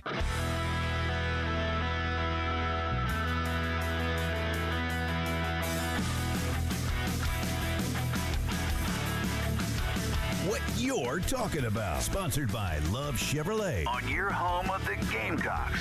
In Columbia, 107.5 The Game. Also heard on 100.3 The Game in Myrtle Beach. And 100.5 The Game in Florence. It is the halftime show. Tyler Head with you. Captain Dave producing on the other side of the glass. Another reminder, as always, check out the Palmetto Citizens Federal Credit Union Grand Slam giveaway on our website, 1075thegame.com. Going along all baseball season. Register each and every week, and whenever a Gamecock hitter inevitably hits a grand slam at some point this year, you could be the lucky recipient of however much money is in the pot at that point in time, currently sitting at $450 with $25 going in each and every game. And, hey, somebody could hit one tonight. And if they do, you could win that money as long as you're signed up on our website, 1075thegame.com. It is time to continue on with football, and more football on your Friday. News coming out right about an hour ago. Aaron Donald, defensive tackle for the LA Rams, announces his retirement at the age of 32. Throughout my career, I've given my everything to football, both mentally and physically, he said. 365 days a year was dedicated to becoming the best possible player I could be. I respected the game like no other, and I'm blessed to be able to conclude my NFL career with the same franchise that drafted me. Not many people get drafted to a team, win a world championship with that team, and retire with that team. I do not and will not take that for granted. And again, 10 seasons for Aaron Donald in the NFL, 10-time Pro Bowler, 2014 Rookie of the Year, again, won the Super Bowl with the Rams just a couple seasons ago, is truly going to be remembered as one of the best to ever play his position at defensive tackle. And looking at his numbers, he's able to rack up just some ridiculous years. 20.5 sacks back in 2018 when he was at the absolute top of his game, in addition to 25 tackles for losses. To combined tackles on the season in 2021, that year they went to Super Bowl, had 84 with 12.5 sacks that year. And even this past season, 8 sacks total with 53 combined tackles on the year. So it's very interesting because here's a guy, again, still playing at the top of his game, just coming off of an 8-sack season. This past year was injured for a lot of 2022, the year prior, and he steps away. Now, this is not surprising necessarily. There were some rumors, even I believe after that Super Bowl win, that Aaron Donald might decide to ride off into the sunset. He would have been 30 at that point in time. Obviously ended up coming back for a couple more years. They restructured his contract recently here to save them some cap space, I believe. But walking away from the game at 32. And I know we kind of sit here collectively and maybe are a little bit surprised by that, but I do wonder how much of a normal thing that might end up being in the future. We look at the insane contracts that these guys take on, and looking at the latest deal that Aaron Donald signed. He signed a 3-year, $95 million deal a couple seasons ago, which had his annual salary at $31 million. That's a lot. And again, he'd signed contracts before that, had a 6-year deal for $135,000, I believe, back in 2018. Like, this guy has made a ton of money in his NFL career. At one point in time, he was the highest paid non-quarterback in the entire league. So racked up all this money. Obviously played at a high level, accomplished everything there is to accomplish pretty much in the NFL with, winning the Super Bowl, being a defensive player of the year, going to all those Pro Bowls. I mean, this is a guy that's really seen and done it all in his NFL career. And, he got to the point where he said, all right, well, I think I'm going to step away. Very similarly to Calvin Johnson several years ago. Somebody else that, again, could have played at a very high level for many, many more years, still could be playing right now probably. But he decided to retire and got into the Hall of Fame a couple years ago. And Aaron Donald himself will be in the Hall of Fame as well. But I do wonder, with how much these guys are making these days, how normal is this going to become? Because I think we've been preconceived to think that in terms of the most successful guys in the NFL, so many of them, and this isn't the first guy to retire young, but again, with the amount of money that these guys make on contracts these days, I'm not going to be surprised this becomes more of a normal thing. Because we look at the Tom Brady's, we look at the Aaron Rodgers, these guys that have played in their 40s, and that's quarterbacks, so that's a little bit of a different story. But I think we're almost preconceived to think, well, yeah, that's what everybody's shooting for. Everybody wants to play until they're 40 years old or older or whatever it may be, and make however much money you can make in that period of time. But I do think, looking at this, there's going to be a lot of these guys that play at a high level for 8 to 10 years, make a ton of money doing it, that might say, yeah, I'm done. I mean, think about it. Aaron Donald is 32 years old. I am 27. He is 5 years older than me and already retired from his respective career with more money than he knows what to do with, probably, that have him set for the rest of his life. Now, he's going to go on and do other things, and I don't know if he has an interest in media or anything like that, but he's going to do plenty of things away from the game of football. He's not going to be sitting at home bored the entire time by any means, but if he wanted to, he could, because he's basically set for life. And I would imagine, especially in today's world of football, with what we know about concussions and other injuries and all that kind of stuff, wear and tear on the body, I would imagine there's probably going to be a lot more guys that play at a high level, get paid a lot of money, and decide, you know what, I think I'm going to go ahead and call it a career. And what a loss for the game of football. Again, legitimately, one of the best players in his position that we've seen in the past decade. And again, I think this goes without saying, but he's going to be in the Hall of Fame. He's going to get a gold jacket. That's how good of a player he was. And to be 6'1", a little bit undersized too, it's incredible what Aaron Donald has done for the game of football. And, won't be able to see him out there on the field anymore, obviously, but can obviously respect what he's done in his career. Only being 10 years. And people forget, he was drafted by the St. Louis Rams, not the Los Angeles Rams. He was a St. Louis Ram for a couple seasons before they packed their bags and decided to head out to L.A. And even when he got out there, he was still under Jeff Fisher, Mr. 7-9 himself. There was no guarantee that organization was going to turn to a success. And, thankfully for him, Stan Kroenke went out and hired Sean McVay to replace Jeff Fisher, and they've been great. won the Super Bowl, made plenty of playoff appearances, all that kind of stuff. And Aaron Donald, again, got to fulfill those dreams that he had as an NFL player, ultimately, once he finally got the right head coach in there. So, again, I think he kind of looked around and said, there's probably nothing left for me to prove, nothing left for me to do here. Let me go do whatever the next chapter of my life is. And he's quite literally got however much longer in his life, 30, 40, 50 years, whatever it may be, to enjoy it and having a whole other life outside of football. But congrats to Aaron Donald. Again, great career. Racked up the accolades, and again, will be a Hall of Famer whenever that time does indeed go around. But I don't know. I'm going to be interested how many of these guys that make higher end deals in the NFL do choose to walk away before their play starts to fall off. We'll see. Wrapping up hour number 2, we'll come back. We'll hit your Firehouse Sub text of the hour as well. It is a Friday, rainy Friday here in Columbia this afternoon. Tyler Head, Captain Dave producing here on The Game. The Game Network. The home of the Gamecocks. 107.5 The Game in Columbia. 100.5 The Game in Florence. 100.3 The Game in Myrtle Beach. Also on the 107.5 The Game app and streaming live on The Game TV. Got something to say? Ring us up on the Love Chevy phone line. South Carolina's #1 volume Chevy dealer. At 803-404-6100. Your home of the Gamecocks. 107.5 The Game. This is Andrew Bogish with a CBS Sports Minute sponsored by LL Flooring. LL Flooring, every step covered. There's March Madness, and then there's the Atlantic 10 men's basketball tournament. The top 4 seeds all lost yesterday, including nationally ranked Dayton.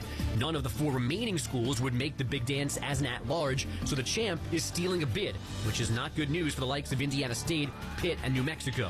I'm Andrew Bogish. CBS Sports Radio.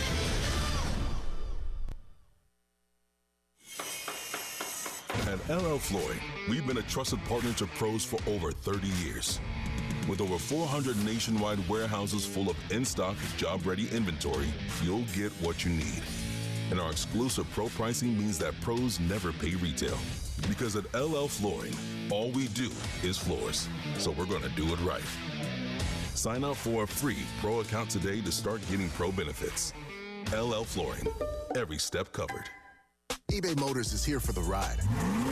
120,000 miles of night drives, daily commutes, and who knows how many. Are we there yet? Through countless fixes, elbow grease, and a new radiator, you kept your ride alive. With eBay Motors, you have over 122 million parts to keep it running. And with eBay Guaranteed Fit, they'll be the perfect fit every time. Plus, at these prices, well, we're burning rubber, not cash. Keep your ride or die alive at ebaymotors.com. Eligible items only. Exclusions apply. There's something remarkable about the University of South Carolina. It's in the labs, where researchers are discovering ways to make communities healthier and stronger. It's in the nation's best first-year student experience, and top-ranked programs in nursing and health sciences. It's where more South Carolina students have access to higher education than ever before. Because when you stand for something bigger than yourself, you can create something that benefits us all. Behold, the remarkable we. Hi, yes, I'll have the club sandwich and house salad. You got it, sweetie. I'll throw in a pair of designer sunglasses as well.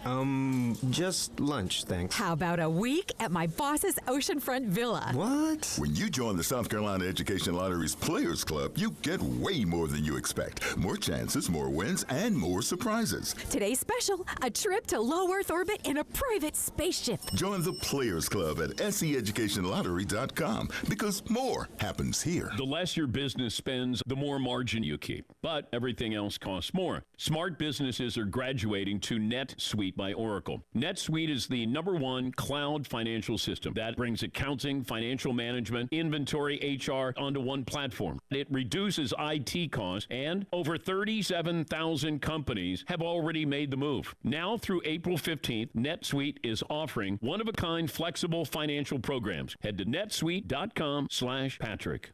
You know our trusted partner, TireRack.com, for their fast, free shipping, free road hazard protection, convenient installation options, and their great selection of the best tires, like the highly consumer-rated Michelin Cross Climate 2. But did you know they sell other automotive products? Wheels, brakes, and suspension, just to name a few. Everything you need to elevate your drive. You can go to TireRack.com/Dan. That's TireRack.com/Dan. TireRack.com, the way tire buying should be.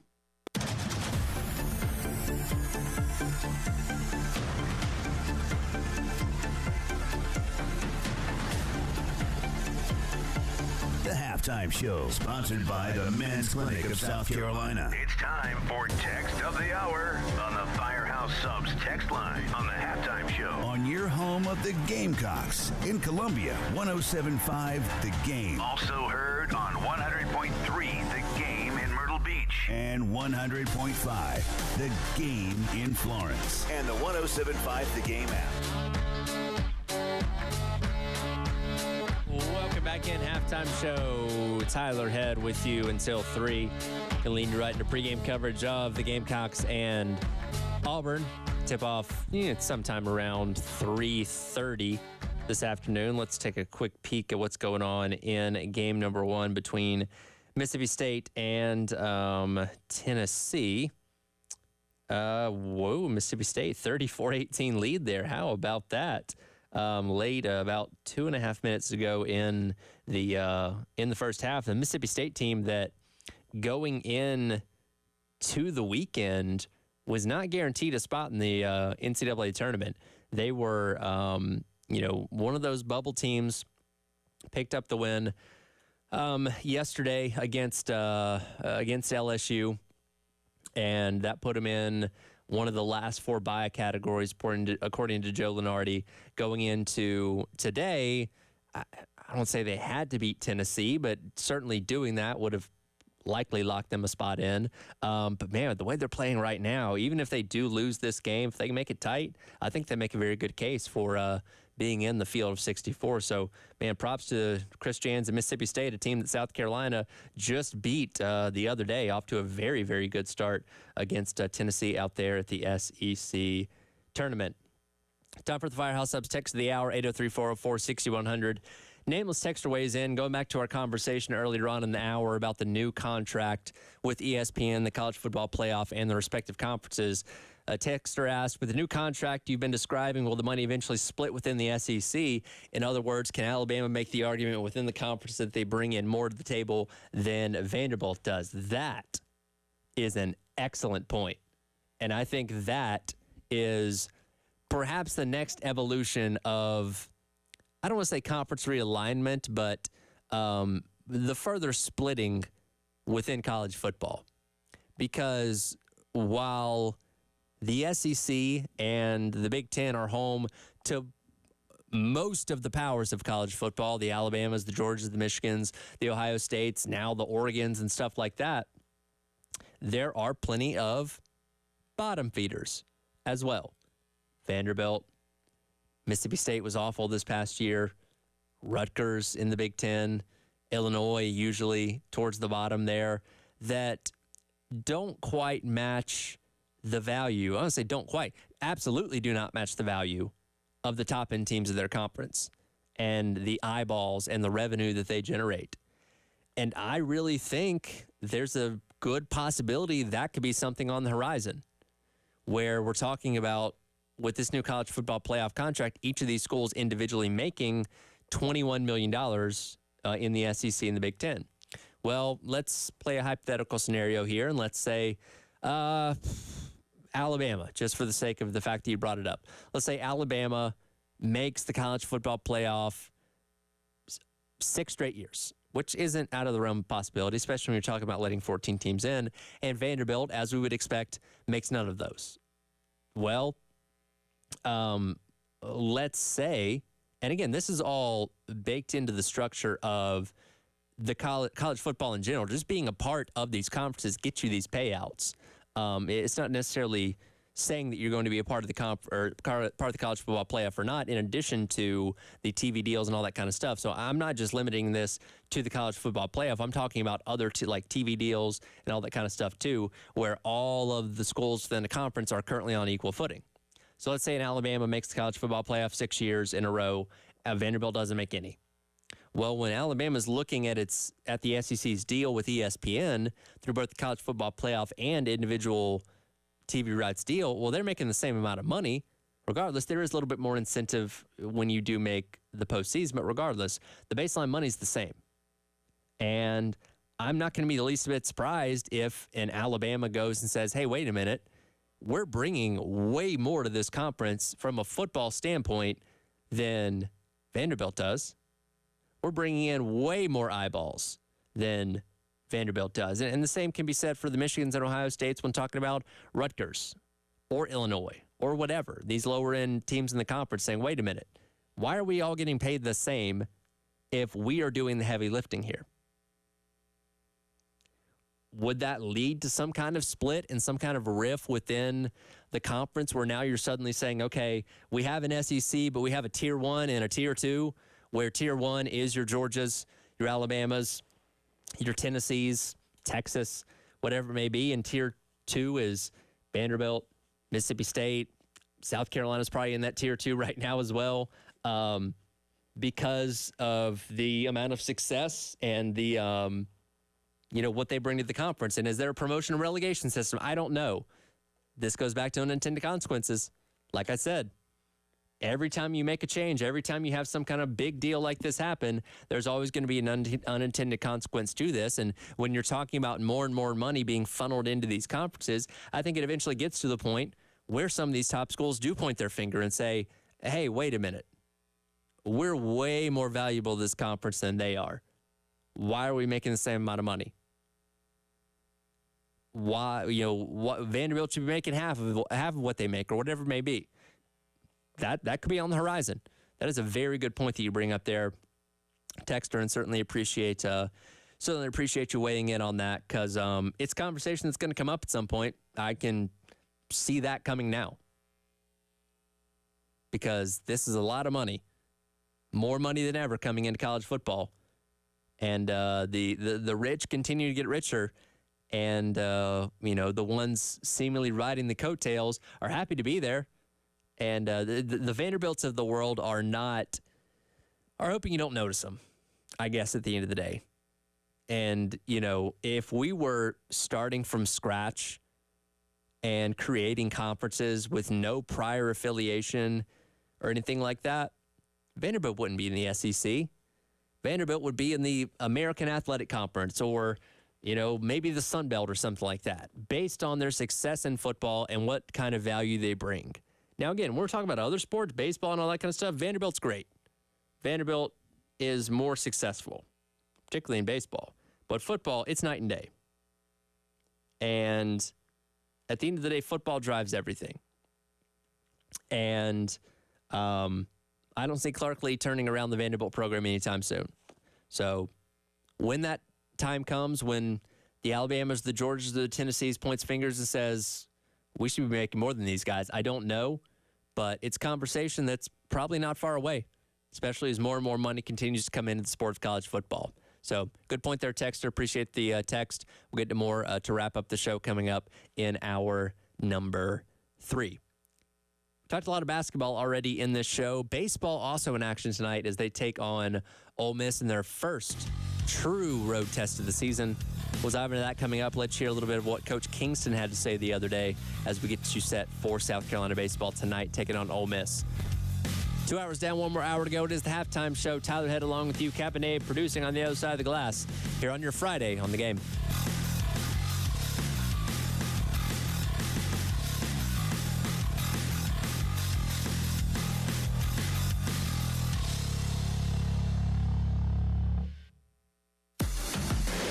Broadcasting live from the Herndon Chevrolet Studios. This is 107.5 The Game. A great selection of new Chevys is available now at Herndon Chevrolet. The lot is packed with inventory and more is on the way. So shop your hometown Chevy dealer today. Stop by or shop online today and see why Herndon Chevrolet makes you smile. Plus tax and title with approved credit. Call 888-320-6359 for details. JT is throwing a party this weekend for Kia Mania. JT's giving away a new Kia Saturday 5 p.m. at both the Greystone and Killian Road locations. So come on out. Plus there's food, fun, and games for the kids Saturday and Sunday. Everyone who comes can spin our prize wheel for cash and prizes. JT is loaded with new 2024 Kia Souls, Sportages, and Fortes. 0 down, 0 payments for 6 months. JT gives a huge cash back check with every new Kia. JT's Kia Mania is back. Powered by Integrated Media, The Game TV. Sponsored by Shepherd's Glass, a true reflection of quality. The Game TV. Sponsored by Shepherd's Glass. My wife and I both, we ended up mildly sick for a few months, and the nasal congestion was probably the worst part. I had like a post-nasal drip, just super congested all the time. We were taking everything we possibly could, but nothing really worked. Kyrie was miserable until a friend recommended Navage. Navage offers immediate drug-free congestion relief, flushing your nasal passages with refreshing saline and sucking out mucus, germs, and other airborne irritants. Don't live in misery this cold season. Use Navage so you can breathe easier, sleep better, and feel your best right away. The biggest thing Navage has done has completely cleaned out my nasal passages. It was from the first use. I was able to just clear out anything that was stopping me from breathing correctly. Navage helps me clear the way, literally clear the way for me to operate better in the rest of my life. Experience the Navage difference yourself. Navage is available at Navage.com or at Walmart, Walgreens, CVS, and Rite Aid. Navage, Navage. The second annual Mega Gun and Knife Show is this weekend at the State Fairgrounds, and it's the largest gun and knife show ever held in Columbia. This is not just a gun show, it's an event. 2 huge buildings and over 650 tables of rifles, shotguns, handguns, knives, ammo, antiques, military displays, and more. You can buy, sell, and trade. Food vendors and educational exhibits are on site, so bring the whole family. The Mega Gun and Knife Show is brought to you by the South Carolina Arms Collectors Association, and it's the real deal. This Saturday and Sunday at the South Carolina State Fairgrounds. SCGunshows.com. If your kids are bringing home itchy company like bed bugs, call Donson Pest Control and get that riffraff taken care of. But boyfriends or girlfriends, those are on you. Visit DonsonBROS.com to find an office near you. Donson, the pest professionals you trust. There's something remarkable about the University of South Carolina. It's in the labs, where researchers are discovering ways to make communities healthier and stronger.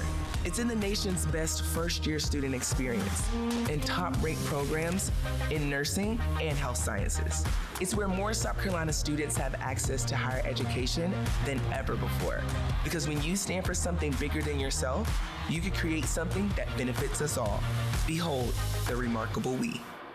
Golf enthusiasts, ready for an exclusive experience that goes beyond the ordinary? The Players Club, your private oasis for the perfect swing in Columbia. The Players Club, nestled in the 1600 block of Main Street, is more than just a golf club. Handcrafted cocktails and delicious food await you in their luxurious lounge, perfect for socializing and networking. And for a limited time, the Players Club is waiving all initiation fees for new member signups. Call 803-608-7692 or playersclubsc.com. At the Samuels Reynolds Law Firm, we know how serious injuries change people's lives.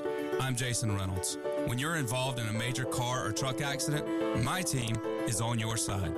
You don't have to be alone. Let's do this together. And I'm Stephen Samuels. When you're hurt at work, my team is with you from start to finish. We're people with a passion for helping injured workers. Bring your case to us and stop the worrying. We've got this. Samuels Reynolds. True injuries, true lawyers. 803-779... WNKT FM, Eastover, Columbia. Hey, this is Carolina men's head golf coach Bill McDonald. You're listening to WNKT FM 107.5, the home of the Gamecocks. A Cumulus media station. What's trending at 2? Sponsored by Traditions Fine Jewelry and Gamecock Traditions. 2 locations in Lexington and Sandhills on the Halftime Show. Your home of the Gamecocks in Columbia. 107.5 The Game. Also heard on 100.3 The Game in Myrtle Beach and 100.5 The Game in Florence.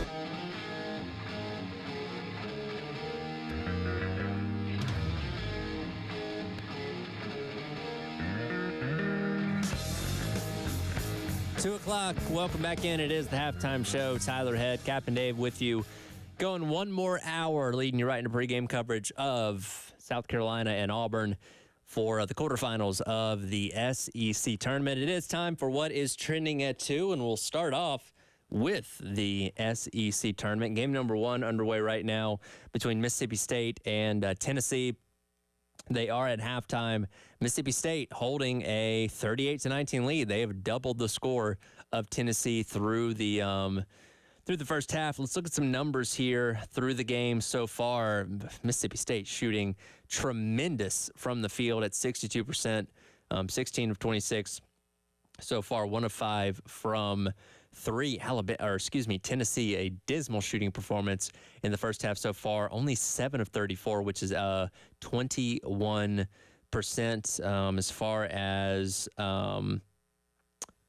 points go right now, Kai Ziegler, 6 points through the first 20 minutes. He is leading Tennessee so far in scoring. Other than that, Dalton Kennett has 5. He's 2 of 8 from the field so far. But just not a lot really clicking right now for Tennessee. And it's interesting because when you look at bracketology, I don't know necessarily if it's a foregone conclusion that Tennessee's going to be one of the number 1 seeds. They certainly are being projected that way. Let's see, looking in the latest bracketology, they have Tennessee, they actually dropped Tennessee in the latest projections, down to a 2 seed, actually. So they were sitting at a 1 seed coming in to the day. They've been dropped to a 2 seed on Houston's side of the bracket. And certainly losing to Mississippi State today would not help out their cause in trying to be a number 1 overall seed. On the flip side of things, huge opportunity for for Mississippi State here in terms of what they could potentially do. And this is according to the bracketology of Joe Lunardi that was updated in the early hours of this morning, where Mississippi State was sitting at the last 4 byes category. After picking up the win against LSU yesterday, knowing that maybe that was going to be enough to get them in the tournament by beating LSU. But certainly if they beat Tennessee, I mean, that locks them in for sure. I'd say even if Tennessee comes back, if it's a close enough game, that should be enough to get Mississippi State in. Coming up later today, it'll be the game following South Carolina and Auburn. You have Texas A&M and Kentucky. And A&M is in that same bubble category as Mississippi State, being in one of the last 4 in, according to Lunardi's bracketology. They're probably looking at this game against Kentucky saying, all right, we probably got to win this one to feel comfortable about getting in. No, still a scenario where they could lose. They did beat Ole Miss yesterday, so they could technically lose and still get in. But I think they feel a lot better and a lot safer if they were able to beat Kentucky coming up later today. Isn't this great that South Carolina is not in this conversation? That how many times have they gone into the SEC tournament either near the bubble or knowing the only way to get in was to run the table and win the whole dang thing? So to be sitting here knowing at worst right now you're a 5 seed. By beating Arkansas yesterday, I think we can all agree that probably locked up South Carolina for being a 5 seed. So no matter what happens today against Auburn, and again, we hope they win. That'd be fantastic. But even if they don't, you're likely going to be a 5 seed. That's a good feeling. Definitely a good feeling compared to where this team has been, where it's been in years past. Regardless, a little over an hour away from tip-off in that one. Similar to yesterday, depends on what time Mississippi State and Tennessee wrap up on what time that game will start for South Carolina and Auburn. Maybe a little bit after 3:30 like yesterday's was. But regardless, looking forward to it. Pregame coverage will start at the top of the hour at 3 o'clock right here on The Game. Coming up tonight, got some Gamecock baseball heading on the road to take on the Ole Miss Rebels out there in Oxford for what is the first true road test of the season for Coach Kingston and company. They played the one game on the road against Clemson a couple weeks back, but that's a one-day trip. It's within your own state. It's, hour and a half drive roughly. That's not really a true road test, road environment necessarily. And I go back to the conversation that Wes Chris and myself had with Stuart Lake yesterday on the Extra Point, kind of asking him. And again, he has a perspective of being a coach at South Carolina for so many years, as well as other places in college baseball. And he really spoke to the importance of getting that road test out of the way. And as trivial as it sounds, the staying in hotels, the adapting to a different kind of schedule, adapting to things being in different places outside of your home park, like that's important. And that's something that does factor in, especially when you're talking about freshmen and how those guys react to those kind of things, or guys that are just new to your team in general. South Carolina brought in a lot of transfers this year. So going on the road for the first time truly of the year is a big deal. And they're going into a hostile place in Ole Miss with a passionate crowd that's going to be very loud, going to be very, very rowdy. And we'll see how they fare against a team that's looking for redemption. 2 seasons ago, Ole Miss turned it on in the summer months and ran through and won the national championship. And then they got left out last year. They didn't do enough to even make the postseason. Talk about a disappointment for a fan base. They're looking to prove something right out of the gate, start conference play, and we'll see how Coach Kingston's crew ends up faring out there. And this is obviously for South Carolina going to be the best competition you face this season outside of Clemson. And it's actually a team that's very comparable to Clemson in a lot of ways. And looking at the pitching staff in general, they have one of the best staff ERAs in the entire country at 3.97. This is also a team that does not throw a lot of balls. They are 10th in strikeouts in all of college baseball. They've recorded double-digit strikeouts in 9 of their 13 games so far this year. We talk about, and Coach Kingston talks about it a lot, the plate discipline of the South Carolina team. That's going to be of vital importance this upcoming weekend because you're going to be getting a lot to hit. They're going to be throwing it right down Main Street. South Carolina's got to capitalize on that. Not only capitalize on just hitting, but hitting situationally as well, because that's been a big struggle for them this year with leaving runners on base. And you can get away with that to a degree taking on Longwood, Belmont, Winthrop, and teams like that. But when you talk about the grind of SEC play, and not going to be a whole lot of run rules in the SEC. I mean, that's not news to anybody. That's how, the competition level in this conference goes. But you're going to have to take advantage of every opportunity that you can because runs are going to come at a premium. And I can guarantee you, if we're reflecting on this weekend series on Monday, saying that South Carolina was leaving 9 runners on base on Friday, 10 runners on base on Saturday, 11 runners on base on Sunday, we're probably talking about 3 losses. South Carolina's got to find a way to get these guys in when they get them on base, especially for a team like Ole Miss that isn't going to walk you a ton. You got to make contact. You got to put the ball in play, got to get on base, and you got to drive these guys in. It's going to be of vital importance this weekend. On the flip side of things, this is also an Ole Miss team that is very disciplined at the plate themselves. And credit to them. They are one of the better teams in the entire country when it comes to walks per game. They average about 10. Very disciplined at the plate. South Carolina's pitcher is going to have to throw strikes, which, again, it sounds like the most obvious thing in the world, but don't give these guys free passes because they are not going to take the bait of anything that is not in the strike zone, doesn't seem like.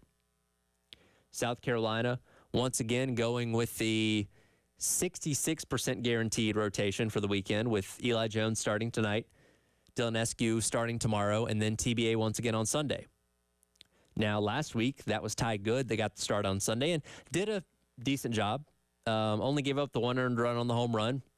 Solid outing. We've obviously seen great stuff out of him in the bullpen, so far this season.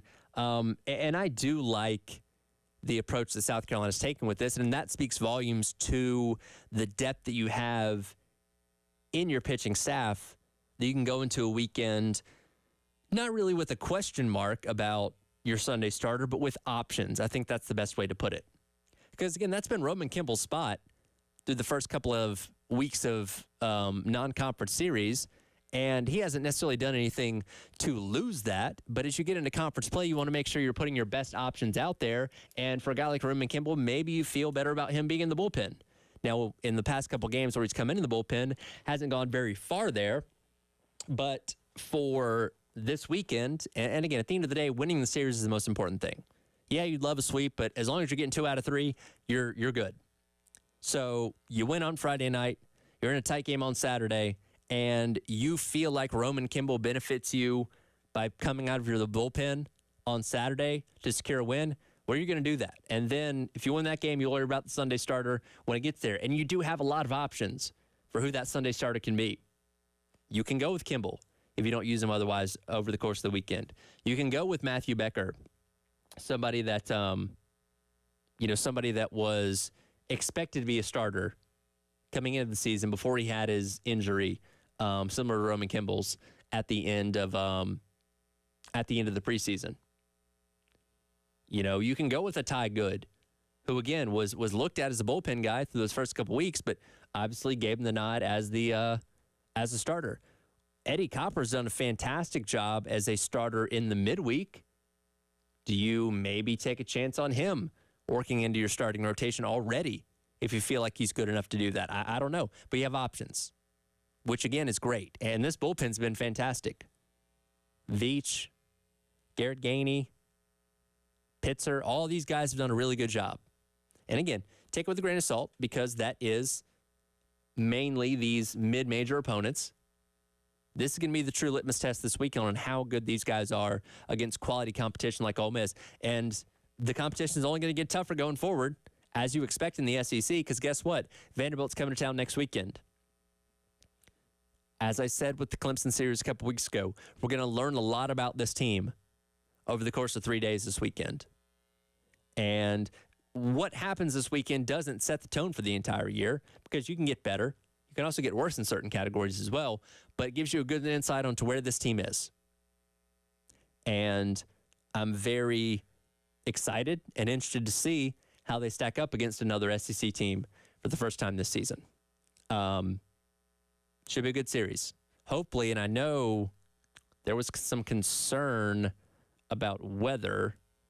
Let's check here on what it's looking like as of right now. Things look pretty good right now. I know Wes and Chris were talking to an insider yesterday on the Takeover Hour, and there was some concern, but it looks like everything's okay.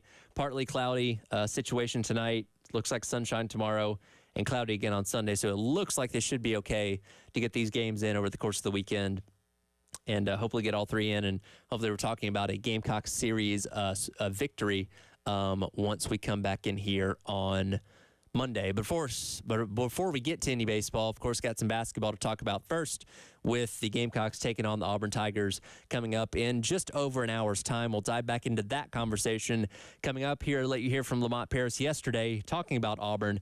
All coming up next. It is the Halftime Show. Tyler Head, Captain Dave along with you on this Friday here on The Game.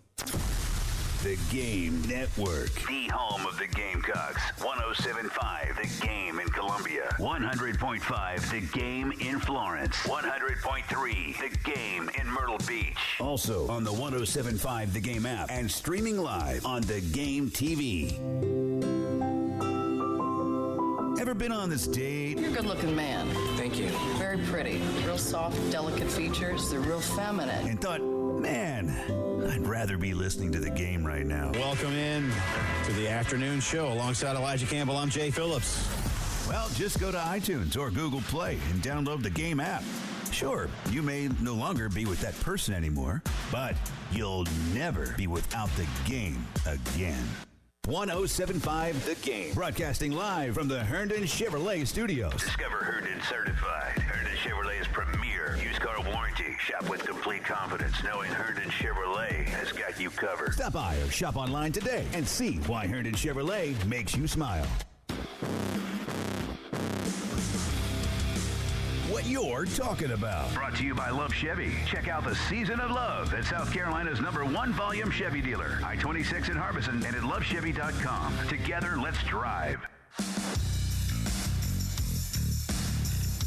Powered by Integrated Media, The Game TV. Sponsored by Shepherd's Glass, a true reflection of quality.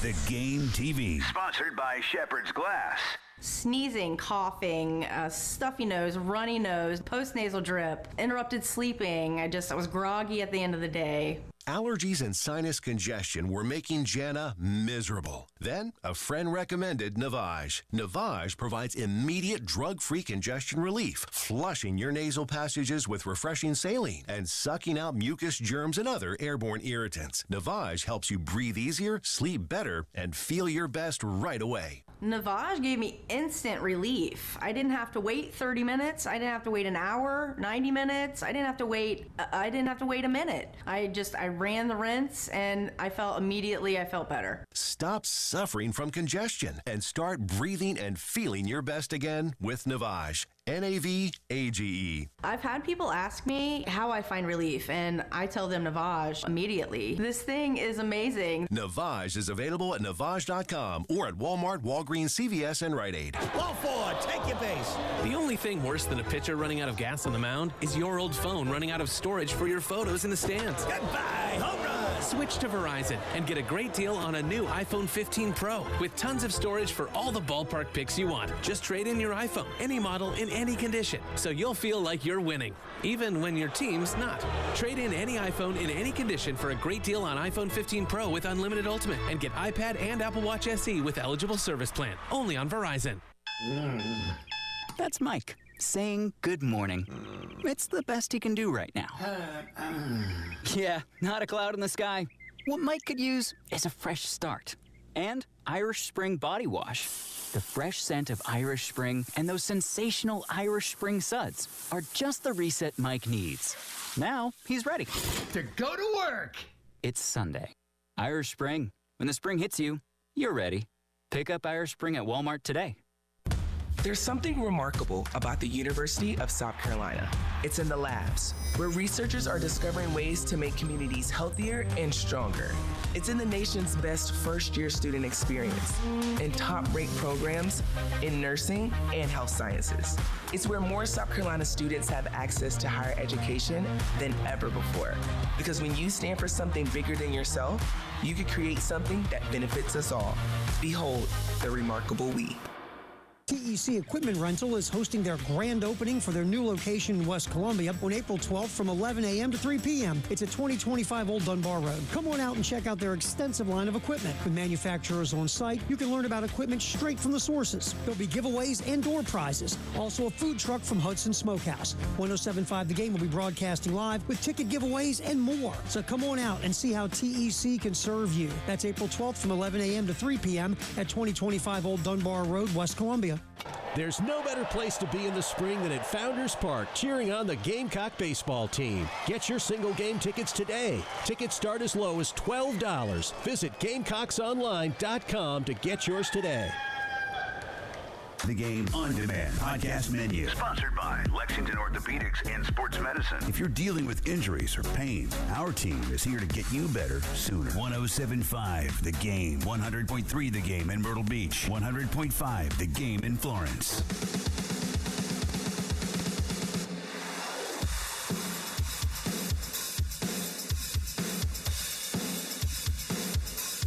The Halftime Show, sponsored by the Men's Clinic of South Carolina, on your home of the Gamecocks in Columbia, 107.5 The Game. Also heard on 100.3 The Game in Myrtle Beach. And 100.5 The Game in Florence. And the 107.5 The Game app. Welcome back in. Halftime Show. Tyler Head and Captain Dave.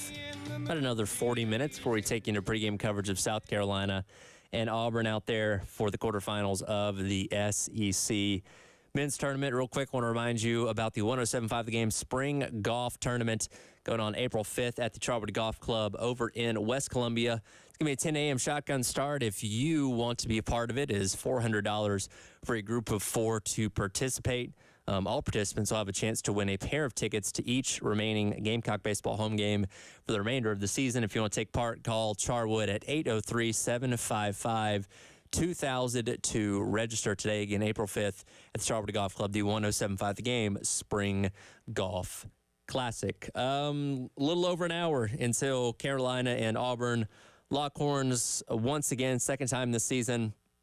And as we've talked about so much in previewing this matchup, looking back on what happened on the Plains at the end of January, it's really, or excuse me, on Valentine's night against Auburn, it's one of those things that you just want to put out of your mind, because the hope is that Auburn's not going to be quite as lucky in this game today and can be a little bit more of a neutral, type of environment, being up there in Nashville, where hopefully South Carolina has a little bit better shot. We're going to go cut number 13 here, Dave, from today's list. Here is Coach Paris talking yesterday after defeating Arkansas on things that his team can improve on from that first matchup with Auburn. Yeah, I mean, we sat down and watched the film. There were a lot of things, I almost threw the film out just because it was an anomaly in the way that they performed as shooters. I mean, they had, I think, 9 made threes out of their 4 and their 5, right? And so, and they weren't just stare down threes that we saw. There wasn't a whole lot. I didn't yell at the guys. I don't think it was from lack of effort. I think they outplayed us. So it was, at their place, it may have been an uphill battle either way, but they outplayed us. But then they shot the ball incredibly well, so it turned out to what it was. But so we just we'll go back. There's nothing I'm going to do. There aren't enough fixes to not lose by 40, to go from losing by 40 to winning the game. There aren't that many things. So we got to do what we normally do, play our way, defend at a high level, finish plays off with a rebound, and then be aggressive on the offensive end. Hopefully we'll just play better, and to some degree, hopefully they won't shoot the ball like that. That would be some real bad karma if they could do that twice in a row against us. And in a weird way, I think it's easier to put one of those games behind you as opposed to, say, like the game against Tennessee a couple weeks ago here at Colonial Life Arena, or last week, excuse me, where it was tight all the way down at the end, only end up losing by a couple points, to where you can point to specific things and say, man, if South Carolina would have done this or would have done that, then we're talking about a different story in the game going a different way. Not necessarily the case here. You just went into a hostile environment at Auburn, and we talked with Jack from Auburn Live a little bit earlier on in the show, and he said, look, Neville Arena, you got the crowd on top of you. It's just a hostile environment. Auburn plays differently at home, and they used that to their full advantage in that game. Carolina was down by 22 points at halftime. You knew it was probably over at that point in time, and ended up getting beaten by 40 points, unfortunately. So you flush that when you put it behind you, as Coach Paris said. I mean, you really just throw the tape out, because it was a night where, again, they shot 61% from the field. 60% from 3, 89 from the free throw line. Those are insane numbers. They're going to be very hard to replicate, especially in a neutral environment like the SEC tournament. So I think you look at this as a little bit more of a clean slate type of game for South Carolina, where if they can go out there, play their brand of basketball, as we've seen them do so many times this year, there's no reason that they can't hang in there and give a good game to this Auburn team. Starting fast going to be of vital importance, because, again, this is an Auburn team that can zigzag up and down the court and go at a really fast tempo.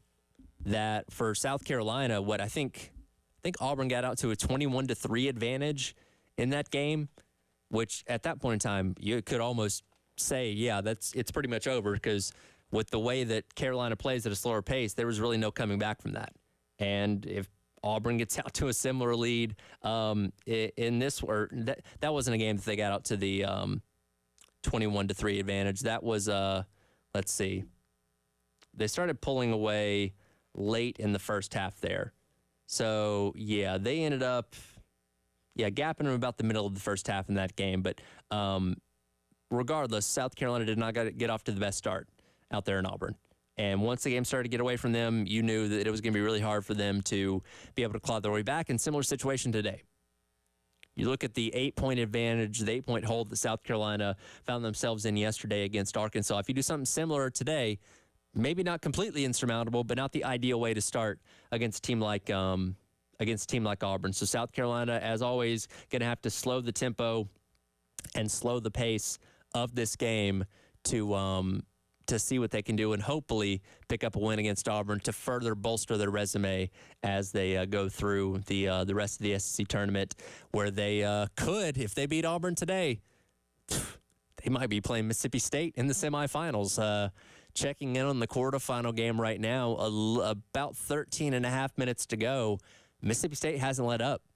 They're leading 47-28 over Tennessee right now. What a performance. Again, hats off to Chris Jans and that Mississippi State team that South Carolina just saw on Saturday and went to overtime with. That's a very good team. And they are putting it on full display as of right now with their 19 soon to be, well, they missed the layup there, a 19-point lead over legitimately one of the best teams in the entire country. Josh Hubbard's got 11 points right now. Dalton Kennett finally got into double digits, the only guy on Tennessee's team right now that has scored in double figures. What a performance. Bulldogs shooting 59% from the field compared to just 26% for the Volunteers. And again, any shot, if Tennessee loses this game, they are not going to be one of the top seeds in the tournament. They may even fall down a peg too. What a this is what makes March. This is what makes March so fun. Is these kind of upsets. And again, Tennessee is still going to have its chance in the NCAA tournament, but there were people, and that's been the knock on Tennessee under Rick Barnes, is not being able to go deep in the tournament despite having great teams. Not a great way to start off March if you're losing to a 9th-seeded Mississippi State in the SEC tournament. And, I mean, they're going to have to put together one hell of a comeback in the final 12 minutes of this game if they want to make that happen, because they're now down 21. It is 49-28. What a performance once again by Chris Jans and that Mississippi State team. Truly insane. And, yeah, anything's possible. So, again, if South Carolina can get past Auburn this afternoon, might see Mississippi State for a third time and twice in a week. Wow. Yeah, they don't call it March Madness for nothing. This is indeed some madness going on there. In addition to the Atlantic 10, have you heard what's going on out there? All the top 4 seeds losing early on, to where everybody remaining in the Atlantic 10 tournament is going for the single bid, that the single automatic bid that the champion has. March is something else, man. It is March 15th. That means it is the greatest day in the history of the world. We'll dive into that coming up next as the halftime show rolls along. He is Captain Dave. I'm Tyler Head here on The Game. The Game Network. The home of the Gamecocks. 107.5 The Game in Columbia. 100.5 The Game in Florence. 100.3 The Game in Myrtle Beach. Also on the 107.5 The Game app and streaming live on The Game TV. 107.5 The Game on demand podcast menu. Sponsored by Lexington Orthopedics and Sports Medicine. If you're dealing with injuries or pain, our team is here to get you better sooner. On the home of the Gamecocks. 107.5 The Game. Hello, my name is Joe Wilson, member of Congress. I'm honored to serve the people of the 2nd District of South Carolina and want to make sure you know that our office is here to help you.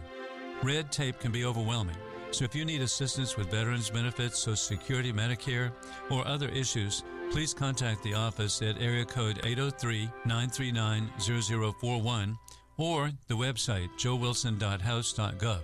We are here to help you. Paid for by official funds authorized by the House of Representatives. Golf enthusiasts, experience the luxury and embrace the exclusivity of the Players Club in Columbia on Main Street. Elevate your connections while enjoying the thrill of the game. Immerse yourself in a unique and intimate setting. Enjoy cocktails and delicious food in their luxurious lounge. It's the ideal venue for business and social networking as well as corporate events. For a limited time, the Players Club is waiving all initiation fees for new member signups. Call 803-608-7692 or playersclubsc.com.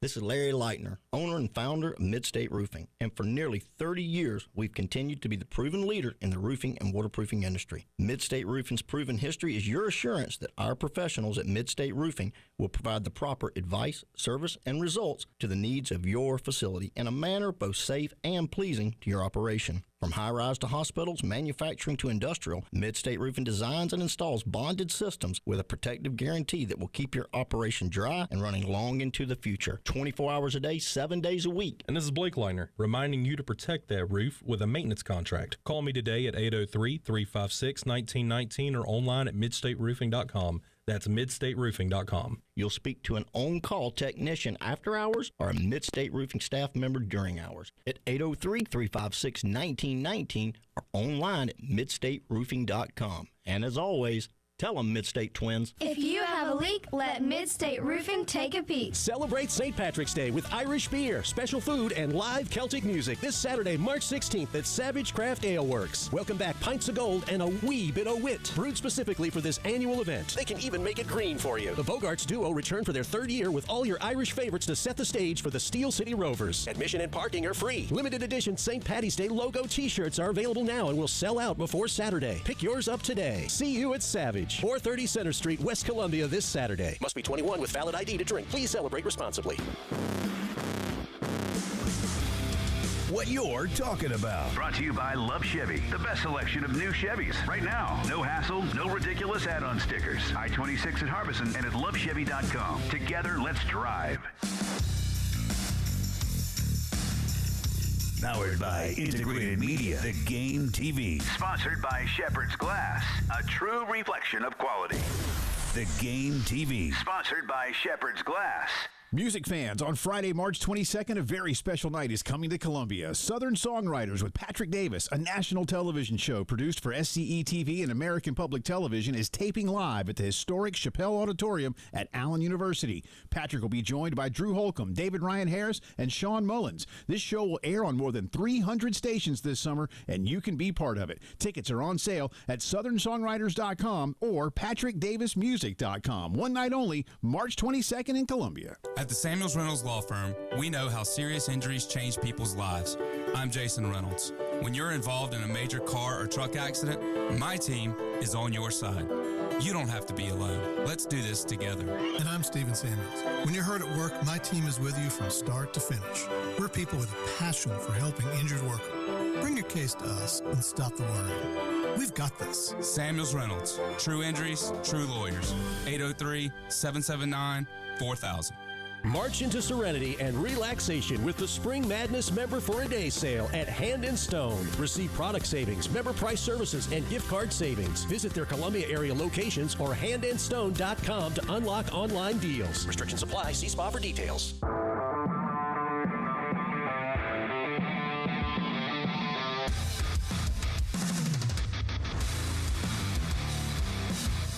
The Halftime Show, sponsored by the Men's Clinic of South Carolina. The greatest day in the history of the world on the Halftime Show is sponsored by 1-800-GET-JUNK.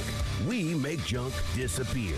All you have to do is point. On your home of the Gamecocks in Columbia, 107.5 The Game. Also heard on 100.3 The Game in Myrtle Beach. And 100.5 The Game in Florence. And the 107.5 The Game app.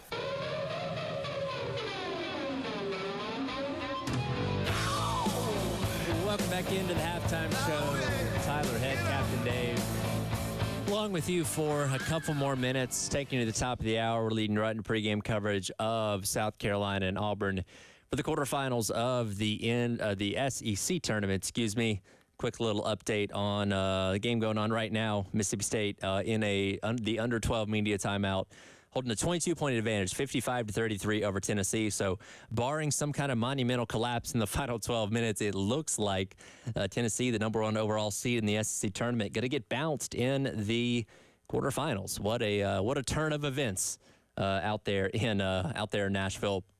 Crazy scene for sure. So looks like South Carolina and Auburn going to be fighting for the opportunity to face the Mississippi State Bulldogs in the semifinals coming up tomorrow. It is indeed the greatest day in the history of the world, today being March the 15th. We got to turn our clock all the way back to 1869. The Cincinnati Red Stockings become baseball's first professional team when they gave salaries to 10 of their players. Now, this was back in the very beginning of baseball, by the way. They were still doing underhand pitch at this point in time. But the first salaries of this team, manager Harry Wright was given $10,000 to assemble the best team that money could buy. He signed his younger brother, George, to a team-high $1,400 salary back in 1869. I was curious what $1,869 translate to in today, and $1,400 with today's inflation comes out to roughly $32,000 in today's money.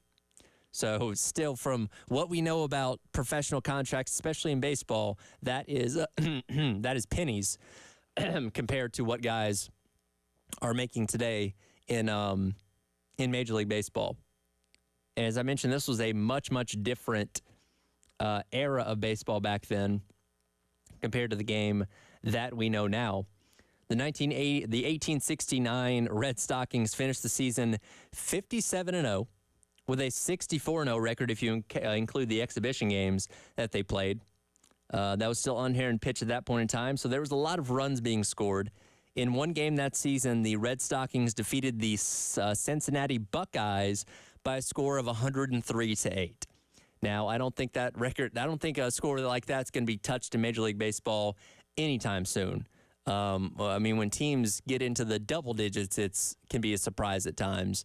But certainly nobody going to be touching 103 runs by any means. We'll stick with baseball.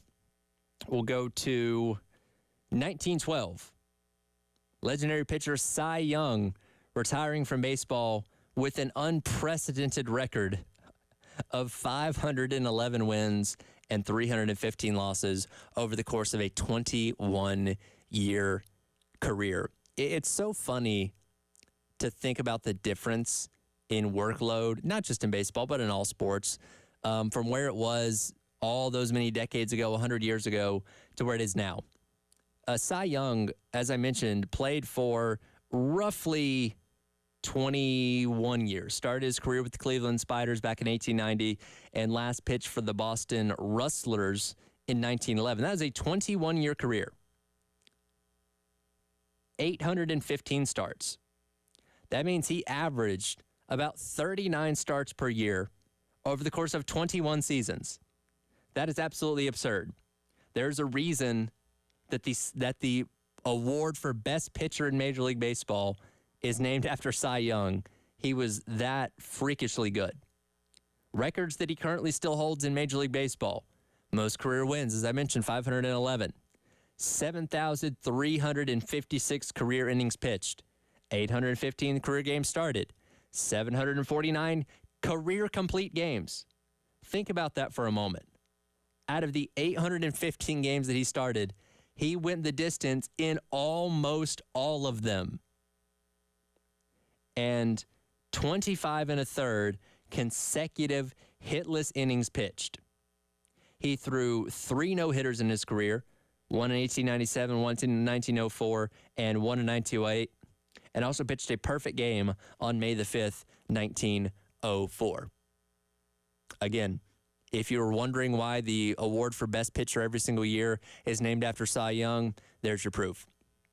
And once again, we can't go a greatest day in the history of the world without mentioning the man himself, Wilt Chamberlain, as he was the first to score 4,000 points in an NBA season on this day back in 1962. Went through it yesterday with just the ungodly amounts of records that he set in his NBA career. Just yet another one. He literally sets one every single day, it feels like. And that's why he's one of the all-time greats when it comes to the NBA. So that's the greatest day in the history of the world, as we do each and every day here. And we'll get Terry back in on Monday for his perspective on greatest day in the history of the world for, I guess that'd be March the 18th. Maybe we'll look back on some St. Patrick's Day ones too. I wanted to hit this real quick. We got a little bit of time.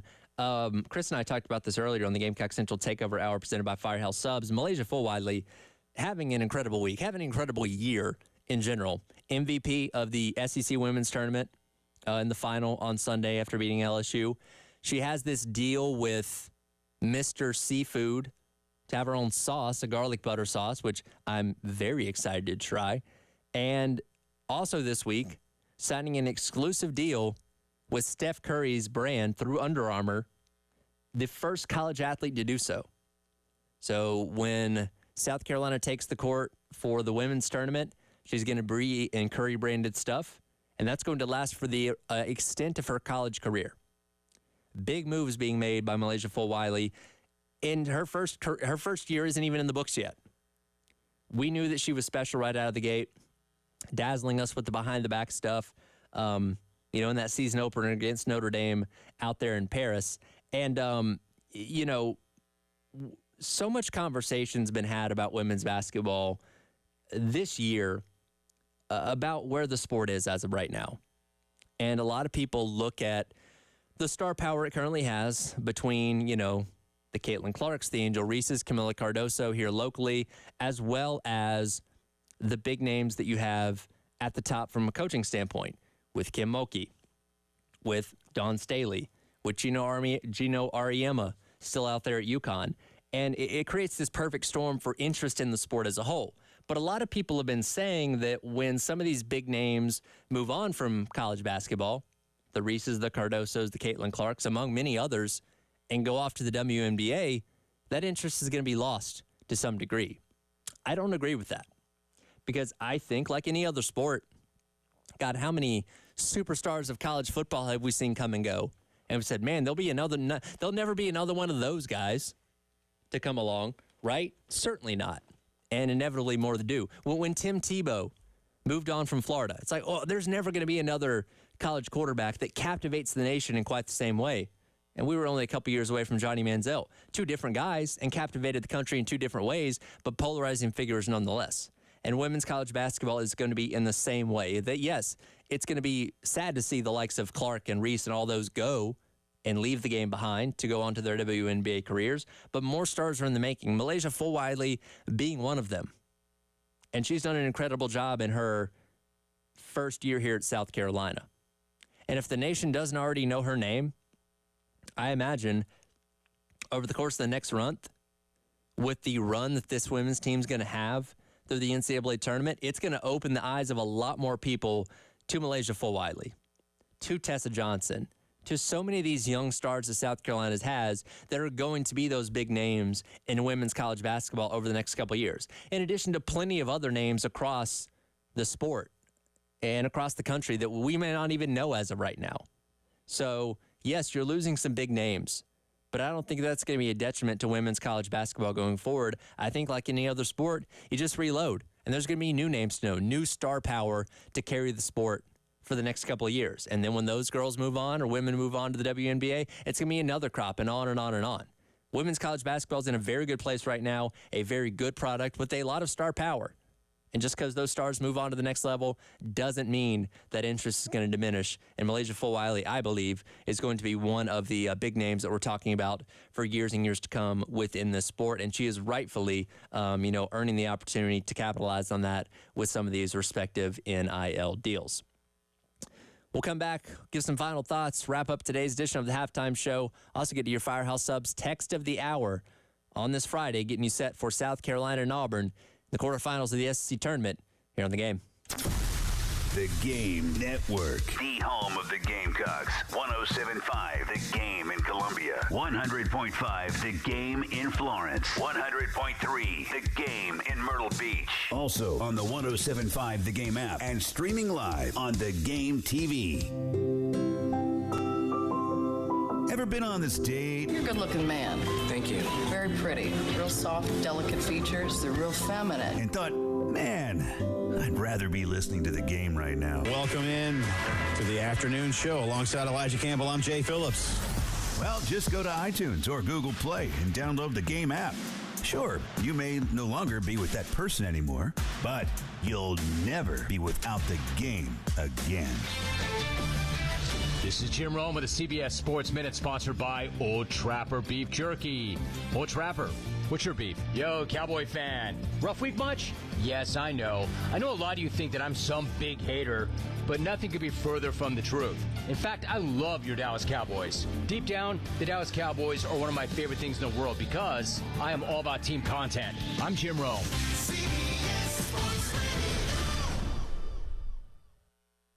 Wesley Financial Group is not a law firm. Are you a victim of the timeshare trap and think there's no way out? I'm Chuck McDowell, founder of Wesley Financial Group, the original timeshare cancellation expert. And I'm here to tell you that there is a way out. We've helped over 30,000 families out of financial hardship by getting them out of bad timeshares. If your timeshare agreement goes on forever, if you were told timeshares are a great investment, or your maintenance fees will never go up, you have questions, we have the answers. At Wesley Financial Group, we're dedicated to helping timeshare owners get out of their financial nightmare. All you need to do is give my office a call. I will send you a timeshare exit information kit absolutely free, explaining how the timeshare industry works and your options for cancellation. Call now for your free timeshare exit information kit. Call 800-761-0000. That's 800-761-0000. 800-761-0000. There's something remarkable about the University of South Carolina. It's in the labs, where researchers are discovering ways to make communities healthier and stronger. It's in the nation's best first-year student experience, in top-ranked programs in nursing and health sciences. It's where more South Carolina students have access to higher education than ever before. Because when you stand for something bigger than yourself, you can create something that benefits us all. Behold, the remarkable we. The IRS is the most powerful collection agency on earth, and if you owe back taxes, the news isn't good. The IRS is raising the interest rate it charges on unpaid taxes, and further rate hikes are expected. Most people don't know it, but the IRS adds interest charges to your tax debts daily. So if you owe the IRS today, you'll owe even more tomorrow. And it doesn't stop until you get right with the IRS. The good news is getting right can start with one phone call to Optima Tax Relief, America's #1 tax relief firm. Optima's tax professionals specialize in the Fresh Start Initiative, a powerful IRS program that can save you thousands if you qualify. In fact, the experts at Optima have resolved over $1 billion in tax debt for their clients. Call now for a free consultation. Call 800-337-4548. That's 800-337-4548. 800-337-4548. Optima Tax Relief. Some restrictions apply. For complete details, please visit OptimaTaxRelief.com. Bill Gunner for Dr. Dan Balknight and the Men's Clinic. Getting older is never fun. You start experiencing some symptoms that you're not accustomed to. Maybe it's brain fog. Maybe it's low energy level. Maybe it's lack of drive and motivation. But at the Men's Clinic, Dr. Dan Balknight is ready to help you with an individualized treatment that will treat your needs. So give them a phone call today, 803-875-MENS. Again, that's 803-875-MENS, or visit them on the web for more information, mensclinicsc.com.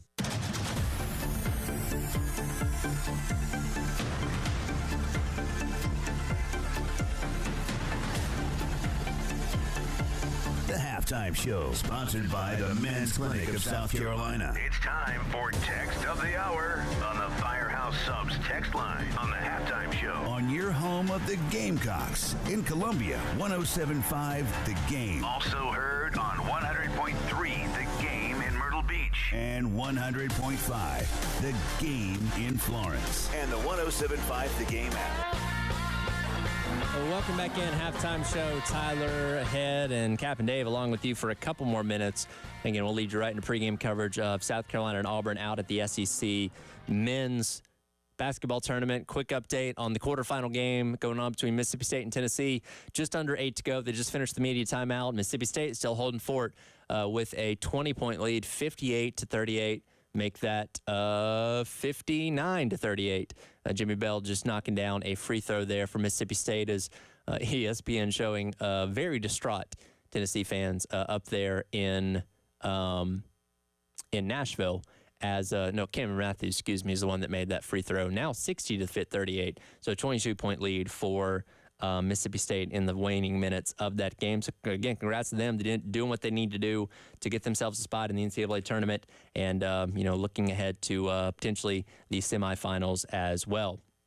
Time to hit the Firehouse Subs text of the hour, 803-404-6100. Going back to last hour's conversation about the new deals with the college football playoff and the money being generated and split between the respective power conferences, Darrell weighs in and says, why would the SEC add more teams unless those teams can bring revenue to the league so that the existing teams don't get cut their payout? Texas and Oklahoma are revenue adders. I don't think FSU and Clemson can do the same to that level. Thoughts? I agree with you on that. The SEC has definitely been the most selective when it's come to adding teams to its conference over the years. Go back to now 12 years ago, which is crazy to think about. Adding Texas A&M and Missouri was the first time they'd added anybody in 20 years when South Carolina and Arkansas came in as a package deal back in the early 90s. And now going forward to this year, adding Texas and Oklahoma again, two of the bigger brands in college football. And Greg Sankey was asked about this a couple of months ago. I forget exactly where, but, when the rumors of schools like Florida State and Clemson trying to get out of the ACC were being discussed, Greg Sankey basically said, well, we're not in any rush to add any more teams.